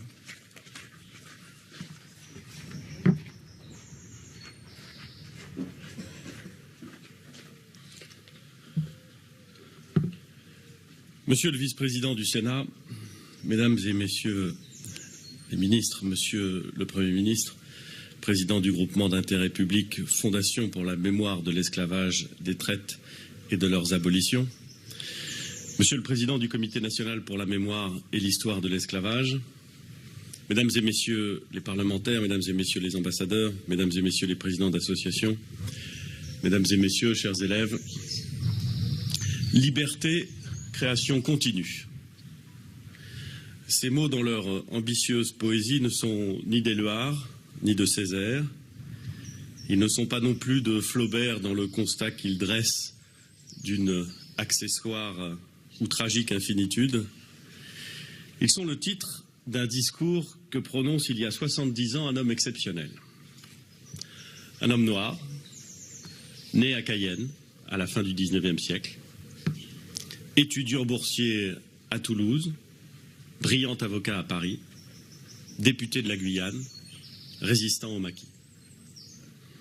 Cet enfant de Cayenne, petit-fils d'esclave, il se hisse au sommet de la République et devient président du Sénat. C'est Gaston Monnerville. Il y a 70 ans, il commémorait la Révolution de 1848, qui ne fut pas une réplique inféconde de 1789, contrairement à certaines idées reçues, puisqu'il en jaillit, sous l'impulsion de Victor Schœlcher, un geste fondateur, l'abolition de l'esclavage.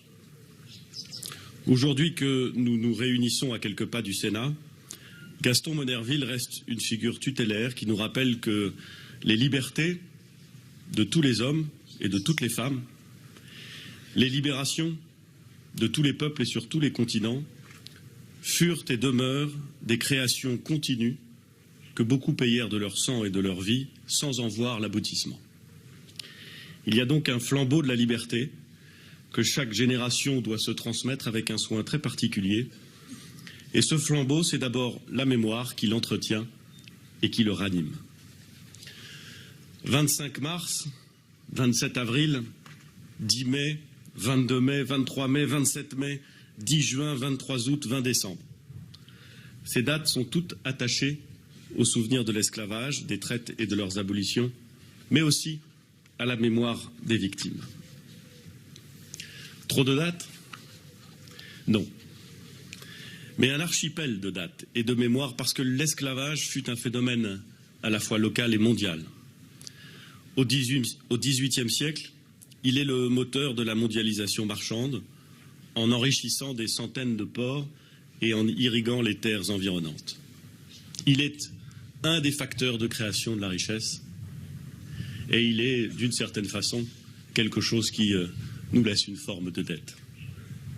Cette dette, je la mesure avec d'autant plus de solennité que la journée du 10 mai, avant de la commémorer avec vous comme Premier ministre, je l'ai commémorée, comme beaucoup d'entre vous, en tant qu'élu local et en l'occurrence en tant que maire du Havre. Or, l'essor du Havre, comme celui de Nantes, Monsieur le Premier ministre, comme celui de Bordeaux, est étroitement lié au commerce avec les colonies, à la traite et à l'esclavage. En 1814, 12 ans après 1802, en 1814, les armateurs du Havre signent même une pétition pour défendre le maintien de la traite des Noirs, arguant qu'elle conditionne la prospérité des ports, des colonies, de la marine. À ce moment-là, les ancêtres de Gaston Monnerville sont peut-être passés par le Havre, à fond de cale. Le devoir de mémoire, il commence à une échelle communale, avec la lutte contre l'effacement ou la dilution des traces. Au Havre, chez moi, les bombardements de 1944 ont détruit les vestiges historiques de l'esclavage. Il nous a donc fallu inscrire la mémoire de cet esclavage dans le paysage urbain, dans le calendrier républicain et dans la conscience collective. C'est aussi le choix qui a été fait, de façon remarquable, à Bordeaux ou à Nantes. Dès lors, depuis quelques années, plusieurs dates de commémoration dessinent un chemin de mémoire qui retrace les ramifications des faits, des idéologies et des combats. Les commémorations ont été locales, avant d'être nationales ou internationales. Dans les 5 départements d'outre-mer, c'était des manifestations populaires, parfois enflammées, et finalement reconnues comme des jours fériés. Le 27 avril pour Mayotte, le 22 mai pour la Martinique, le 27 mai pour la Guadeloupe, le 10 juin pour la Guyane et le 20 décembre pour la Réunion. Les départements d'outre-mer nous ont ouvert ce chemin de mémoire pour mettre un terme à ce qu'Aimé Césaire nommait les bouches cousues, les mécanismes qui font, comme il disait, fonctionner l'oublioir. D'autres dates sont devenues des dates nationales, le 10 mai et le 23 mai.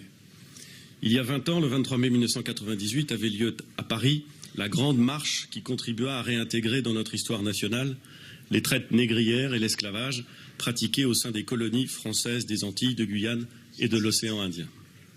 L'année dernière, le 23 mai est devenu la journée nationale en hommage aux victimes de l'esclavage colonial. Enfin, d'autres dates sont des journées internationales, comme la journée de l'ONU le 25 mars et celle de l'UNESCO le 23 août.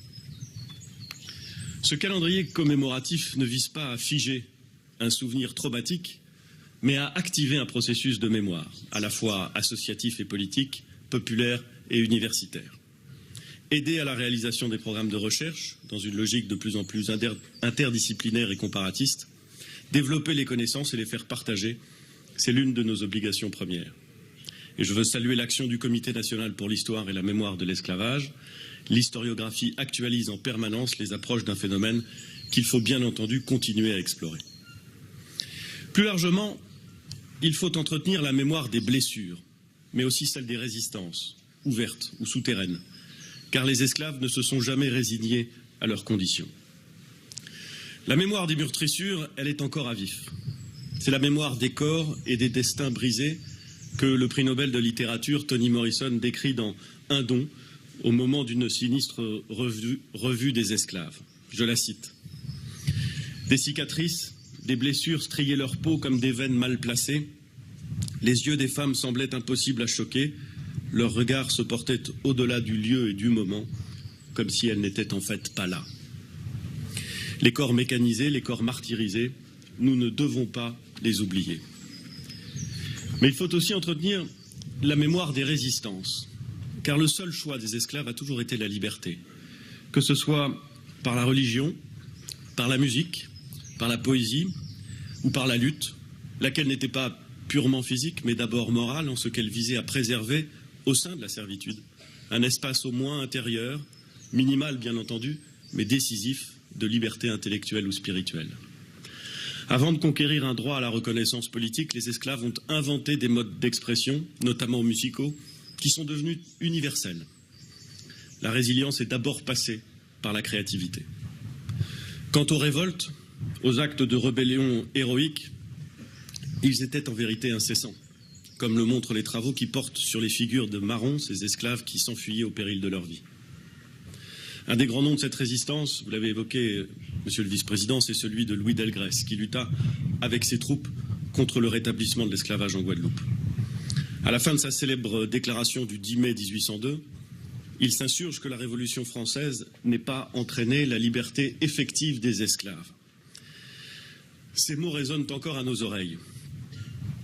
C'est dans les plus beaux jours d'un siècle à jamais célèbre par le triomphe des Lumières et de la philosophie qu'une classe d'infortunés qu'on veut anéantir se voit obligée de lever la voix vers la postérité pour lui faire connaître, lorsqu'elle aura disparu, son innocence et ses malheurs.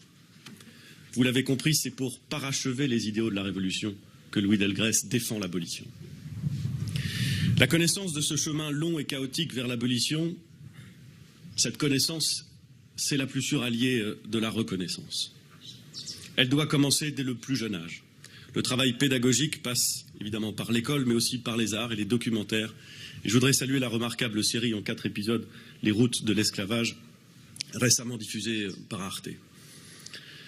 Dans quelques minutes, je remettrai les prix de la flamme de l'égalité.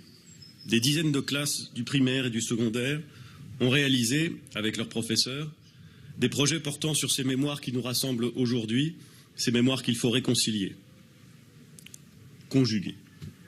À travers ces travaux, ces élèves ont réfléchi au fait qu'une partie de l'humanité a longtemps considéré et traité une autre partie de l'humanité comme un bien meuble.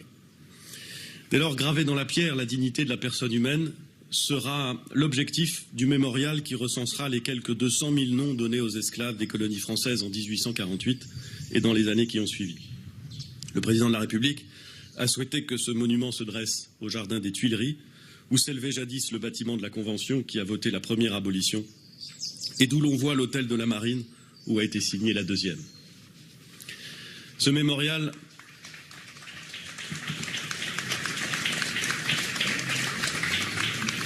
Ce mémorial inscrira dans le paysage de Paris un grand lieu de commémoration. Car pour l'instant, celui qui veut marcher dans les traces des abolitionnistes ne sait où aller. Il peut venir ici, bien entendu. Mais celui qui voulait retrouver les lieux où Paulette Nardal, la première étudiante noire de la Sorbonne, qui inspira le courant littéraire de la négritude, celui qui chercherait des lieux où cette militante martiniquaise tenait salon avec Césaire, Damas et Sangor, cet assoiffé d'histoire, serait déboussolé. La tâche de la future fondation pour la mémoire de l'esclavage, qui sera installée à l'hôtel de la Marine, est donc immense. Cher Jean-Marc Ayrault, vous qui en présidez le groupement d'intérêt public, vous saurez mener à bien cet ambitieux et nécessaire travail de mémoire utile à l'intérêt général.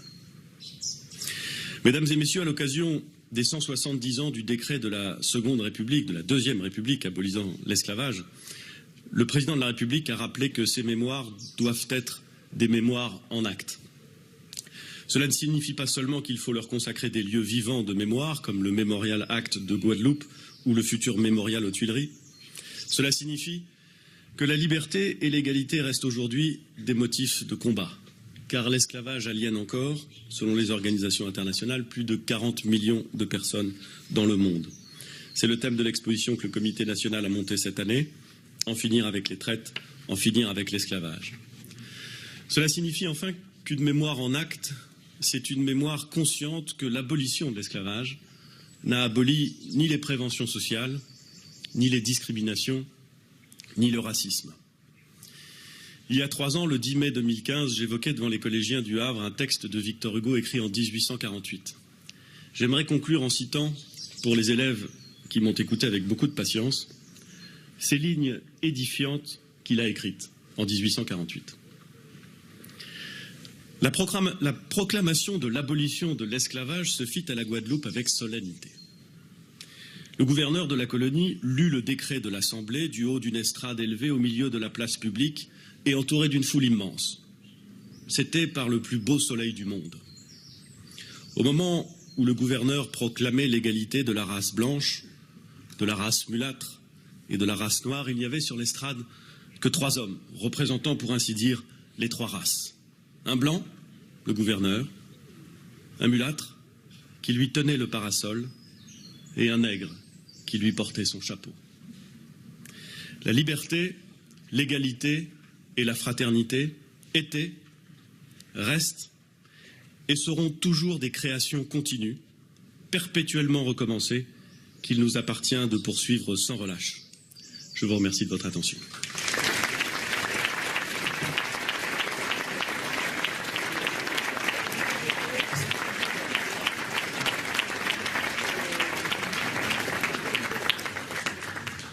Monsieur le Premier ministre, donc nous allons procéder à la remise des prix du concours Flammes de l'égalité.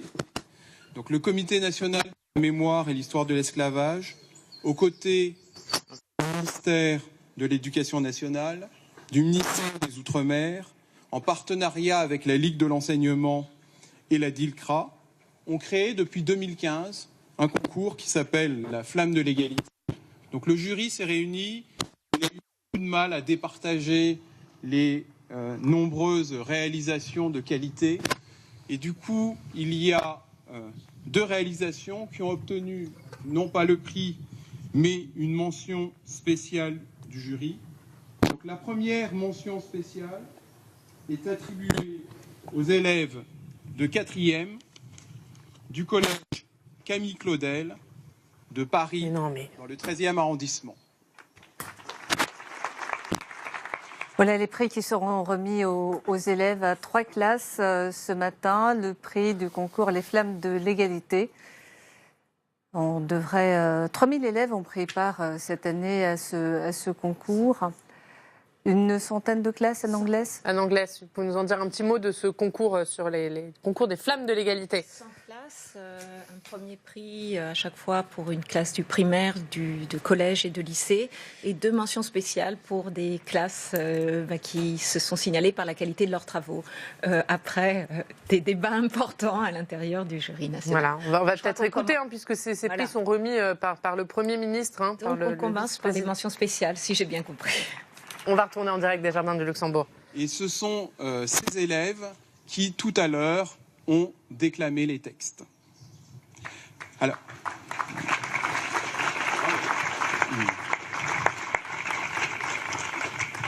j'invite Monsieur Claude Blanquer, ministre de l'Éducation nationale. Oh, mince, pardon. C'est lui, c'est lui. Mais, désolé, excusez-moi. Que c'est lui. Veuillez m'excuser. Bon, alors là, j'espère ne pas me tromper. Et Madame Annick Girardin, ministre des Outre-mer.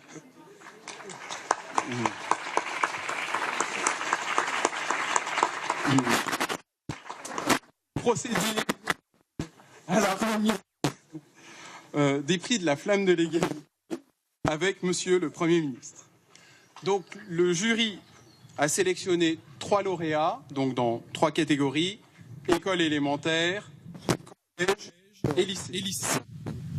Donc la flamme de l'égalité de la catégorie école élémentaire est remise aux élèves de CM2 de l'Institut privé de l'Assomption de Colmar, dont j'invite les 4 représentants à revenir. Et cette flamme de l'égalité dans la catégorie école élémentaire va être décernée par Madame la ministre des Outre-mer, Annick Girardin.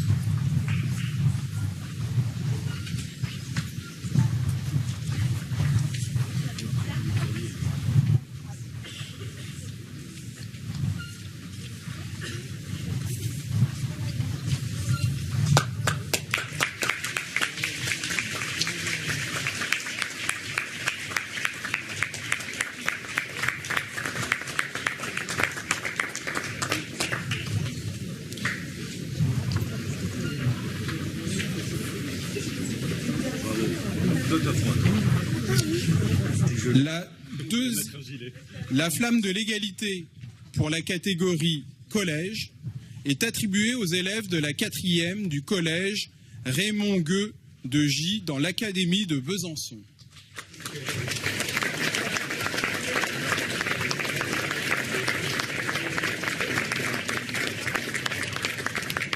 Ils sont récompensés pour leur histoire interactive intitulée « La révolte de la Pointe Coupée » en 1795.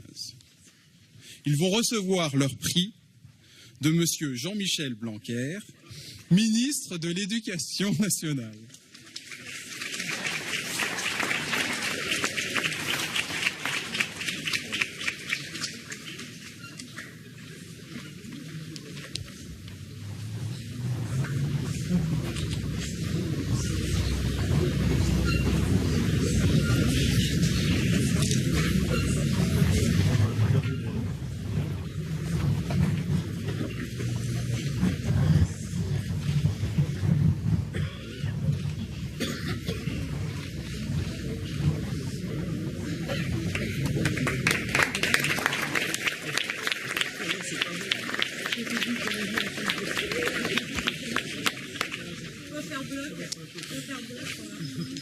La flamme de l'égalité pour la catégorie lycée salue le projet des élèves de seconde, de première ES et de terminale L du lycée François Mauriac de Bordeaux pour une réalisation audiovisuelle qui s'intitule « Esclaves d'hier et migrants d'aujourd'hui ».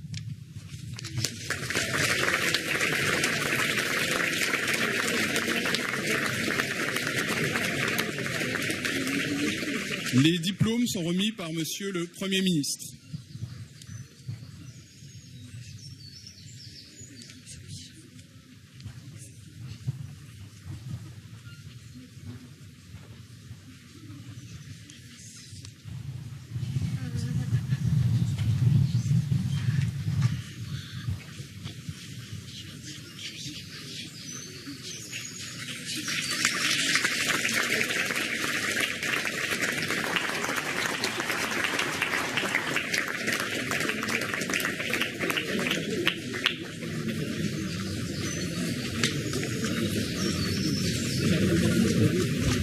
Voilà, alors dans 2 de ces projets... Voilà.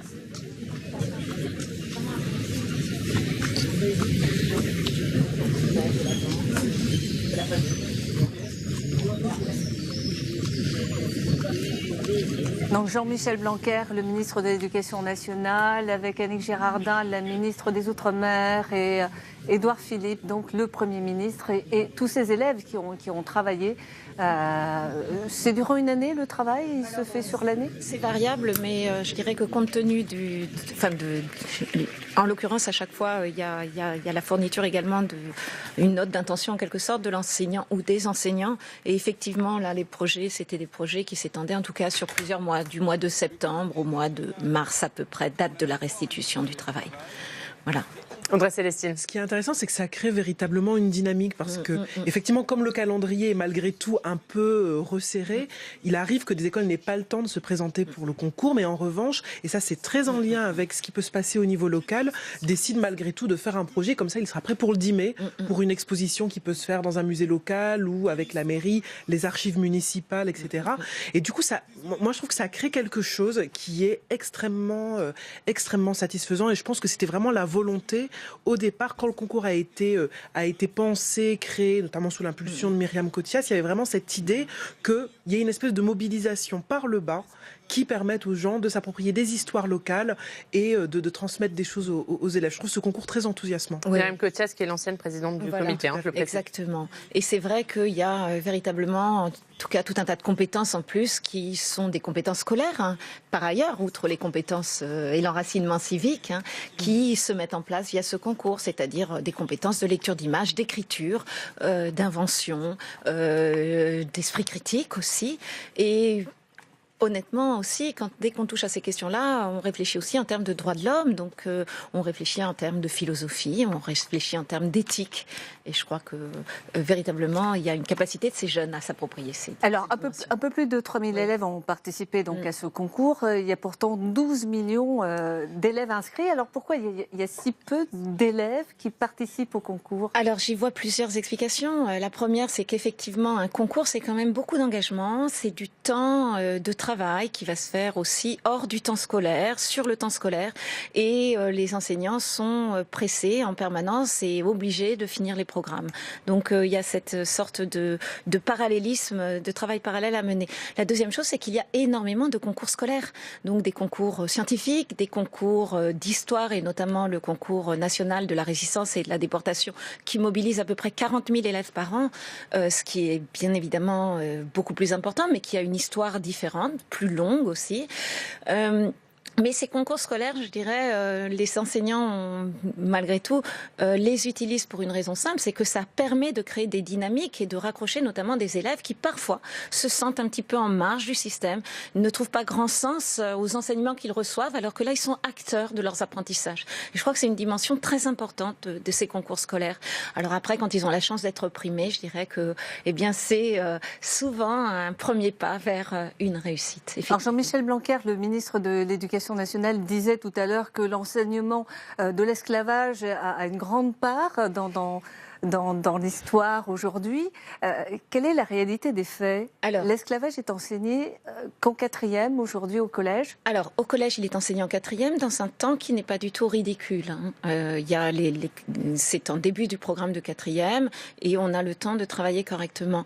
Je dirais qu'après les choses varient, puisqu'au lycée, en fait, les secondes professionnelles qui ont un enseignement bivalent, lettres et histoire, travaillent sur l'esclavage et sur l'esclavage colonial et travaillent en lettres et en histoire.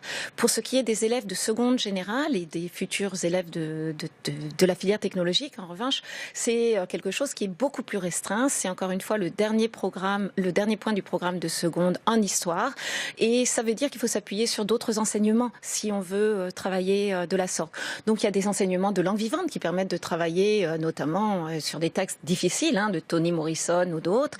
Il y a des enseignements artistiques avec la musique, l'histoire des arts, l'art, le théâtre qui permettent, ou la danse, qui peuvent permettre d'approcher également les réalités de l'esclavage. Il y a la littérature qui est mise à contribution avec cette langue magnifique d'Aimé Césaire, qui était au programme de terminale littéraire en spécialité il y a quelques années déjà. Et puis il y a également, je dirais, des enseignements d'exploration, mais ceux-là vont disparaître. Ça, nous le savons, du fait de la réduction des heures que nous a annoncé M. Blanquer dans le cadre de sa réforme du lycée.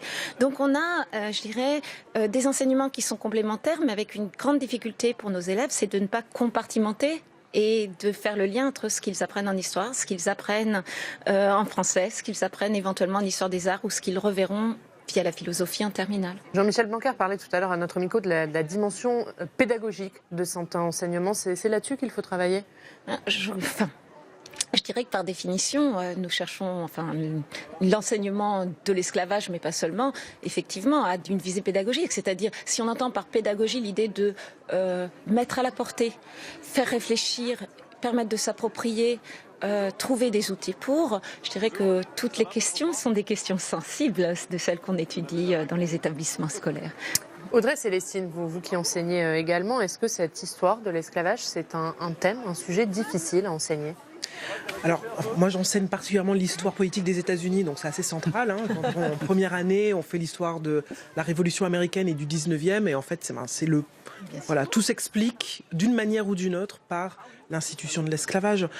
Moi, je pense que ce n'est pas une histoire difficile à enseigner à partir du moment où on prend bien la mesure de... je discute beaucoup dans le cadre de formation avec des enseignants du secondaire sur justement parfois les tensions qu'il peut y avoir dans les classes, sur l'enseignement de cette histoire. Moi, je pense qu'il est important de en tout cas dans le cadre scolaire, je ne sais pas si le mot existe vraiment, mais de dégénéalogiser cette histoire. C'est de l'histoire de France. C'est important, c'est essentiel parce que ça façonne complètement notre modernité, mais de façon centrale. Voilà, c'est pas quelque chose de périphérique qui s'est fait loin, c'est quelque chose de central. Et de dire, on n'est pas en train de vous enseigner l'histoire de vos ancêtres, on vous enseigne l'histoire de France. Après, par ailleurs, on peut avoir un engagement qui est un engagement mémoriel et qui a trait à le rattachement qu'on peut avoir d'un point de vue familial ou simplement parce qu'on vit dans un lieu qui est marqué dans l'espace par l'esclavage, que ce soit une ville portuaire, que ce soit les Antilles, etc. Mais dans le cadre scolaire, moi, il me semble, c'est une histoire qui est essentielle pour tout le monde. Si on veut comprendre le monde d'aujourd'hui, si on veut comprendre pourquoi il y a des gens qu'on appelle des blancs, des gens qu'on appelle des noirs, l'histoire de tout cela, il est essentiel de comprendre d'où tout cela vient, de comprendre que l'histoire du capitalisme est complètement entrelacée avec cette histoire de l'esclavage. Donc moi je trouve que c'est une histoire qui est tellement centrale qu'en fait elle n'est pas difficile à enseigner de ce point de vue-là. Et comment les élèves perçoivent justement cette histoire, Audrey Célestine ? Il y a effectivement ce pas à effectuer pour expliquer. Moi, je dis très souvent, sucre et coton, quand même deux choses un peu essentielles. On pourrait rajouter le café d'ailleurs. Café. Alors en quatrième, ils sont un peu moins sensibles à ça, mais effectivement, leur dire, c'est quand même deux choses qui sont tout à fait essentielles, ce qu'on mange et la manière dont on s'habille, et de prendre conscience de ce lien-là, qu'ils sont pas en train d'apprendre, parce que c'est assez contre-intuitif quand je vous dis l'histoire de la construction, la fabrication de ce que c'est qu'un blanc, de ce que c'est qu'un noir. Pour les enfants, on est tellement façonné encore par ces catégories que c'est quelque chose un peu, ils disent mais qu'est-ce qu'elle raconte ? On sait bien qui c'est, lui il est noir, moi je suis blanc, etc. Leur dire tout ça, c'est historiquement relativement récent et ça a une histoire, c'est construit, c'est façonné, mais ça les fascine.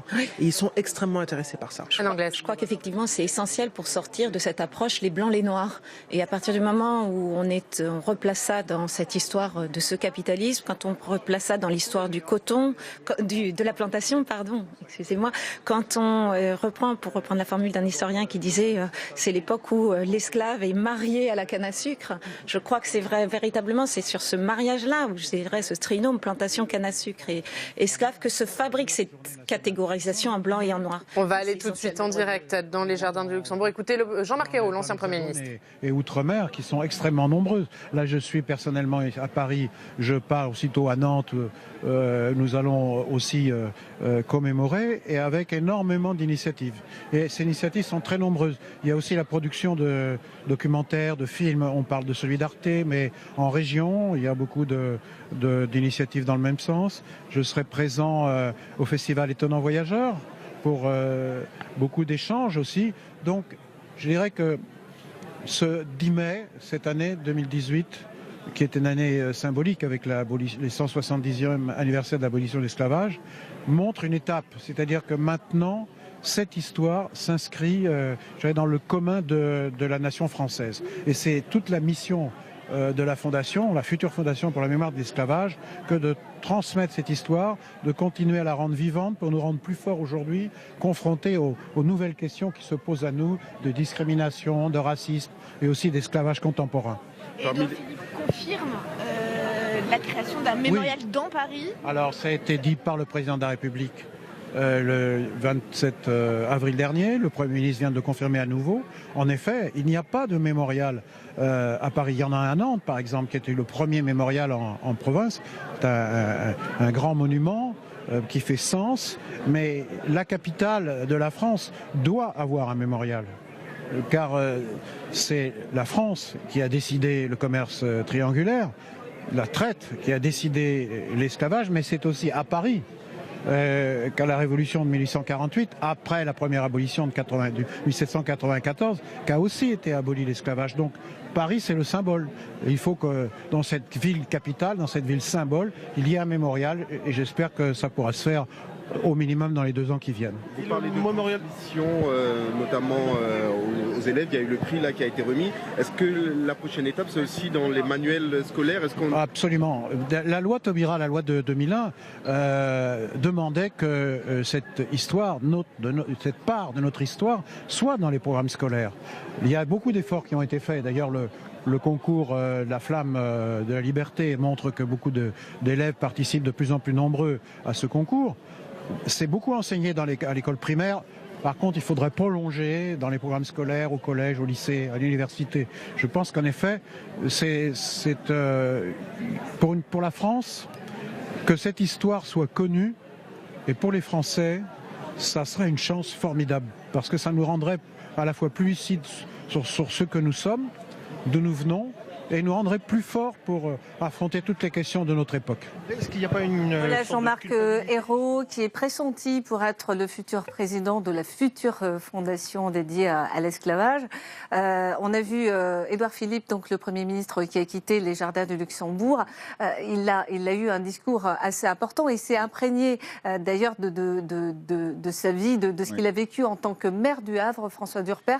C'est un discours rassembleur. 2 choses très importantes dans ce discours. D'abord, il a dit trop de dates tue pas la date. Trop de dates, il l'a assumé. Il a eu une jolie expression, l'archipel des dates. Et pourquoi il y a cet archipel des dates? Précisément parce que c'est une histoire plurielle, mais c'est aussi un devoir de mémoire plurielle et qui s'enracine dans le local. Il a effectivement évoqué le fait qu'il était l'ancien maire du Havre et il a cité cette date de 1814, ce moment où les armateurs du Havre signaient cette pétition en disant mais si vous abolissez, c'est bien le Havre va s'effondrer, le port du Havre. Donc ce qu'on disait tout à l'heure, l'importance du capitalisme. Puis il y a deuxième chose très importante, c'est qu'il a rappelé que cette histoire, c'est aussi une histoire de résistance. Tout le monde a sans doute peut-être entendu les propos d'un rappeur américain, Kanye West, il y a quelques jours.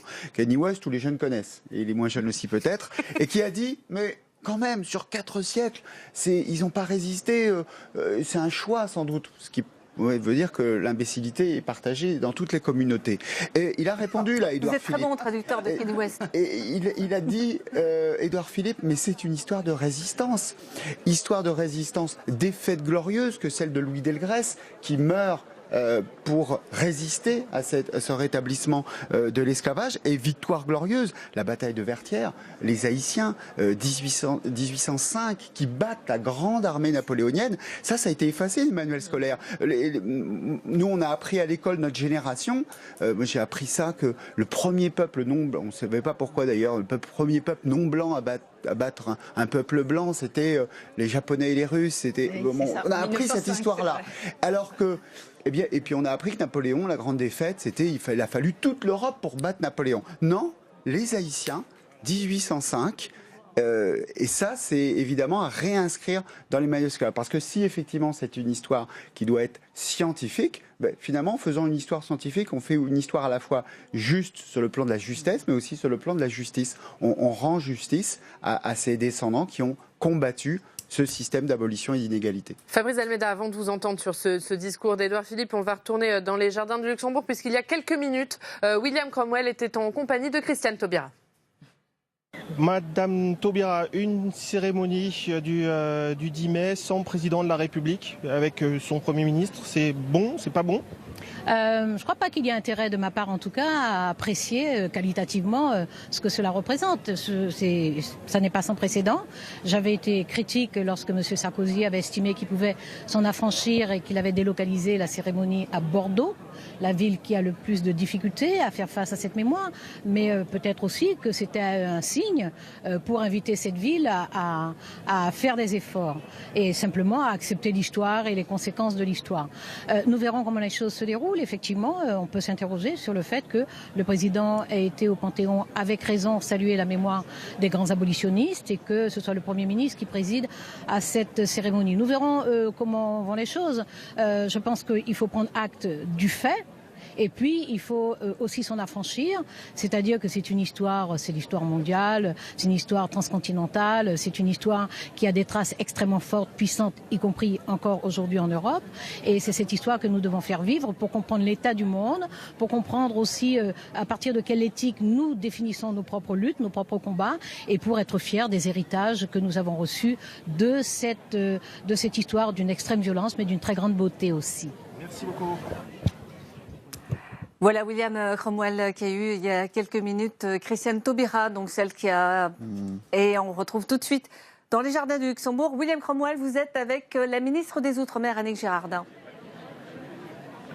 Voilà, Annick Girardin qui vient de remettre les prix de la flamme de l'égalité. C'est important donc de transmettre ce flambeau pour que la France garde sa cohérence. Oui, mémoire de la traite, mémoire de l'esclavage, mémoire de l'abolition. Ce chemin de mémoire qu'on parcourt chaque année et sur plusieurs rendez-vous, plusieurs dates. Je crois que c'est important bien sûr d'avoir ces actes de mémoire. Mais c'est aussi important d'en parler avec les jeunes, que ça devienne des actes pédagogiques pour permettre d'avancer également. Et ça, c'est extrêmement important pour les jeunes qui sont ici, mais pour l'ensemble des territoires d'outre-mer. Mieux connaître son passé, mieux se l'approprier, mieux s'en souvenir pour mieux avancer. Pour être mieux installé dans son présent. Mieux installé dans son présent, moi j'en suis persuadée. Et puis être fier de ces combats, fier des résultats qui ont été portés par les ancêtres d'un certain nombre de gens qui sont ici présents. C'est aussi quelque chose qui est important. On parle souvent, vous savez, des victimes de l'esclavage, mais il y a aussi ceux qui ont porté des combats, les combattants contre l'esclavage. Et aujourd'hui, c'est à eux dont il faut penser. Et ça doit aussi inspirer cette jeunesse qui a besoin d'avancer dans tous les territoires d'outre-mer.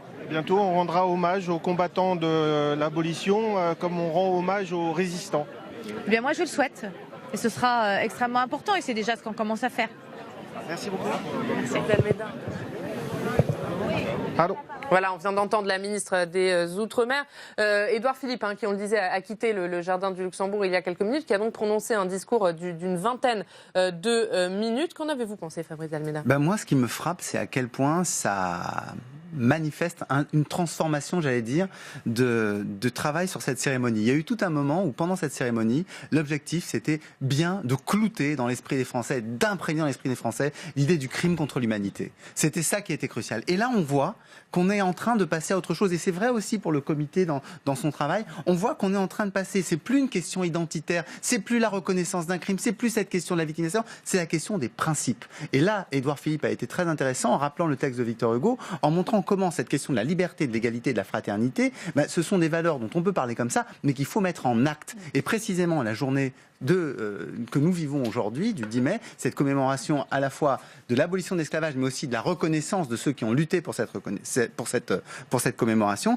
eh bien, elle est une des pierres qui permet de faire évoluer ça. Et il l'a resitué quand même dans un mouvement international. Il a rappelé la journée de commémoration de l'ONU, le 25 mars, celle de l'UNESCO. Et donc, il montre à quel point cette question de l'esclavage, elle n'est pas seulement une petite identité, comme souvent certains essayent de la caricaturer, mais elle est bien un problème global de l'humanité et donc une question de principe. Et justement, je vous propose de réentendre le Premier ministre Édouard Philippe sur l'importance du devoir de mémoire. On l'écoute. Le devoir de mémoire, il commence à une échelle communale, avec la lutte contre l'effacement ou la dilution des traces. Au Havre, chez moi, les bombardements de 1944 ont détruit les vestiges historiques de l'esclavage. Il nous a donc fallu inscrire la mémoire de cet esclavage dans le paysage urbain, dans le calendrier républicain et dans la conscience collective. C'est aussi le choix qui a été fait, de façon remarquable, à Bordeaux ou à Nantes. Voilà, nous essaierons de retourner dans un instant dans les jardins du Luxembourg, retrouver William Cromwell, peut-être avec une déclaration de la ministre des Sports. Oui, il est avec la ministre des Sports maintenant. Laura Flessel, William Cromwell. Oui, je suis donc avec Laura Flessel, la ministre des Sports, qui a suivi avec attention le discours du Premier ministre, qui insistait sur l'hommage à rendre aux combattants pour l'abolition de l'esclavage. Il y a des lumières aussi sur cette lutte. Aujourd'hui, c'est une journée nationale où il y a ce devoir de mémoire. Le Premier ministre a fait un très beau discours appelant à l'égalité, à la liberté, à la fraternité. Et aujourd'hui, effectivement, nous sommes tous réunis et on ne gagnera qu'en étant collectif. Donc c'est une piqûre de rappel qu'on doit avoir au quotidien. C'est-à-dire qu'il faut en fait accepter la singularité de l'autre. Il faut lutter contre toutes les formes de discrimination. Lutter encore. Aujourd'hui, il y a de l'esclavage dans le monde. C'est lutter ensemble de manière nationale et internationale pour justement arrêter et que nous soyons tous libres. Une chose soulignée aussi par le Premier ministre, c'est que la France, en abolissant, en libérant les esclaves, leur accordait la citoyenneté. Et c'est le seul pays à l'avoir fait dans tous les pays qui ont aboli l'esclavage. Donc continuer à travailler pour justement insuffler cette dynamique encore aujourd'hui. Il est inconcevable de pouvoir se dire que nous ne sommes pas tous libres. Et aujourd'hui, il y a des millions de personnes qui sont sous forme d'esclavage. Donc du coup, il faut absolument qu'on continue à travailler en ce sens. Et le travail de mémoire, comment vous le faites, vous, au niveau du ministère des Sports ? Je dirais que le devoir de mémoire, c'est un devoir au quotidien, en parlant. On a parlé d'éducation, de refus du déni. Et donc, du coup, à travers, je dirais, les pratiques, à travers la valorisation de la pratique en Outre-mer, on incite justement les langues à parler. Oui. Merci beaucoup. Merci beaucoup William pour cette réaction de la ministre des Sports. On entendait cet extrait d'Édouard Philippe il y a quelques instants à Anglès sur cette importance du devoir de mémoire et surtout sur le fait que les commémorations ont d'abord été locales avant de prendre une dimension nationale. Effectivement, réinscrire ces commémorations dans l'espace local, c'est une nécessité, c'est sans doute le meilleur moyen de s'en affranchir, mais Édouard Philippe a bien posé la question de ces traces et de leur effacement. Alors c'est là que les historiens peuvent intervenir pour les réintroduire, mais les artistes peuvent également le faire.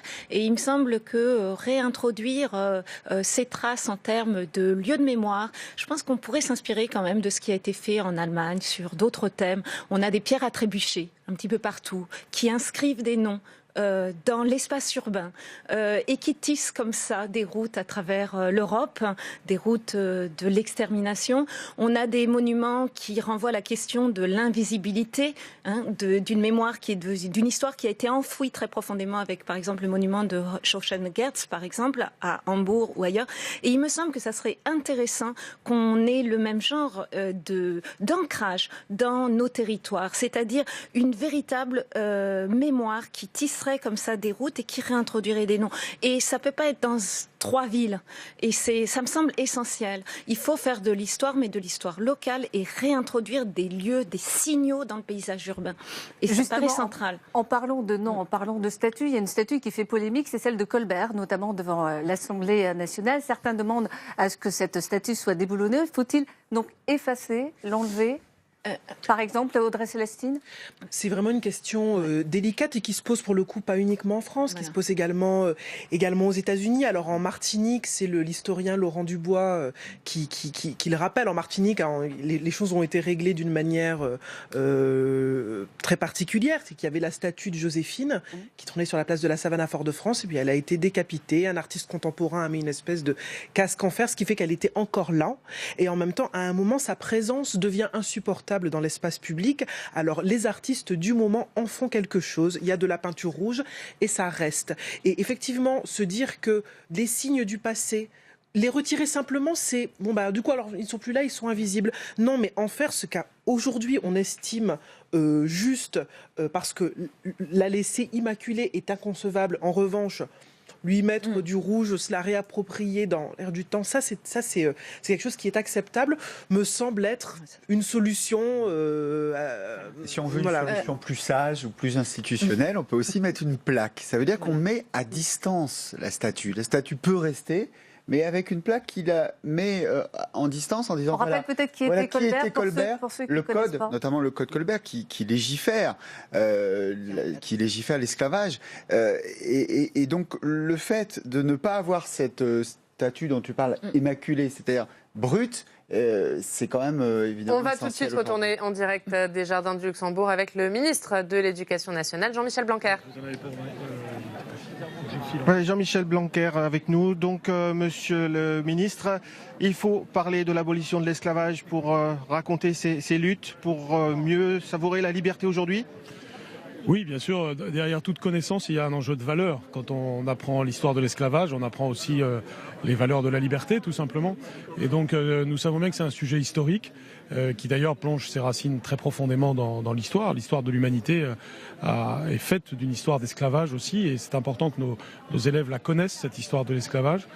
Et qu'au travers de cette connaissance, qu'ils aient aussi une conscience des valeurs qu'il y a derrière la lutte contre l'esclavage, les valeurs de liberté, d'égalité, de fraternité, bien sûr, et conscience aussi du fait que l'esclavage, c'est encore une réalité aujourd'hui.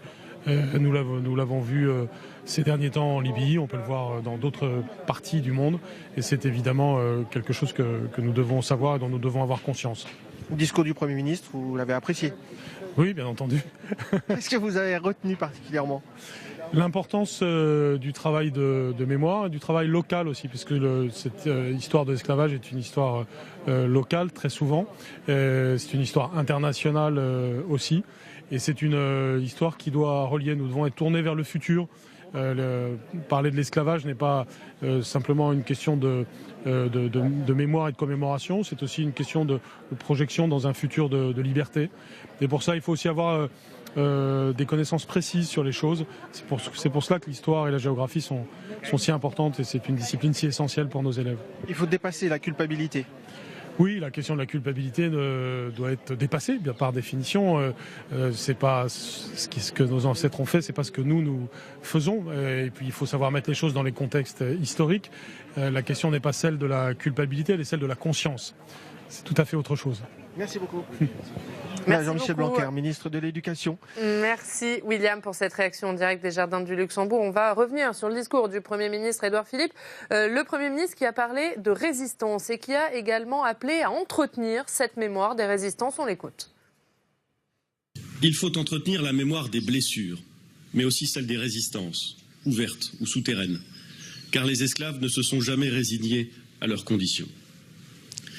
La mémoire des meurtrissures, elle est encore à vif. C'est la mémoire des corps et des destins brisés que le prix Nobel de littérature Toni Morrison décrit dans Un don au moment d'une sinistre revue des esclaves. Je la cite. Des cicatrices, des blessures striaient leur peau comme des veines mal placées. Les yeux des femmes semblaient impossibles à choquer. Leurs regards se portaient au-delà du lieu et du moment, comme si elles n'étaient en fait pas là. Audrey Célestine, c'est important ça aussi de signaler, d'appeler à entretenir cette mémoire des résistances. Je pense que c'est essentiel déjà l'histoire des résistances, déjà d'apprendre que ce n'est pas 400 ans d'un long fleuve tranquille, mais que c'est une histoire qui est à la fois marquée par une violence extrême et par des mouvements, des formes de résistance, d'empoisonnement, de sabotage, etc. Enfin, je pense que ça c'est essentiel et ça permet de comprendre parce qu'effectivement, un peu comme Kanye West, des gamins peuvent se demander, mais quand même, pourquoi est-ce ils avaient des coups là, pourquoi est-ce qu'ils ne se révoltent pas ? Mais si, ils se révoltent un peu tout le temps, de diverses manières. Donc oui, je pense que cette histoire et cette mémoire des résistances, elle est essentielle à entretenir.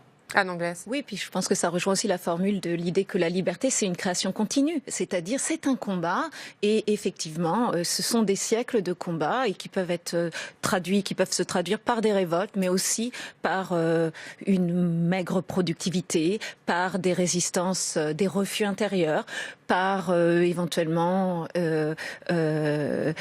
une éducation, c'est des formes culturelles qui sont essentielles à transmettre. Et je pense que c'est important de transmettre ça. Enfin, Kenny West, il est la preuve que l'histoire, elle est absolument indispensable.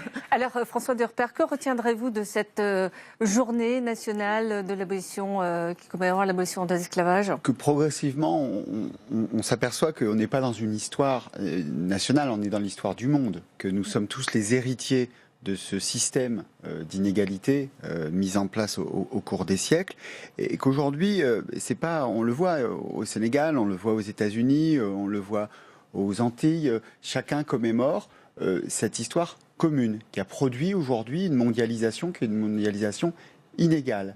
Et cher Anta Diop le disait, il disait mais si on ne regarde pas ensemble ce passé, eh bien on ne pourra pas se projeter ensemble sur le présent et l'avenir. Fabrice Almeida, il nous reste 20 secondes. Que retiendrez-vous ? En moins de 20 secondes, ce qu'on a vu aujourd'hui, c'est qu'on a parlé d'école, mais pas seulement d'école. On a aussi parlé de documentaires, on a aussi parlé de films et d'initiatives locales. Et au fond, ce qui est important aujourd'hui, c'est que c'est l'ensemble de la société qui prenne en compte cette question de l'esclavage, et parce que sa face, son autre face, c'est celle de nos libertés. Eh bien, merci. Merci à tous les quatre d'avoir été avec nous. Merci également à William Cromwell qui était dans les jardins du Luxembourg pour recueillir les réactions politiques.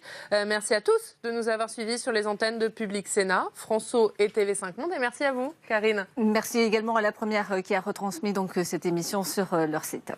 Merci, très bonne journée à tous.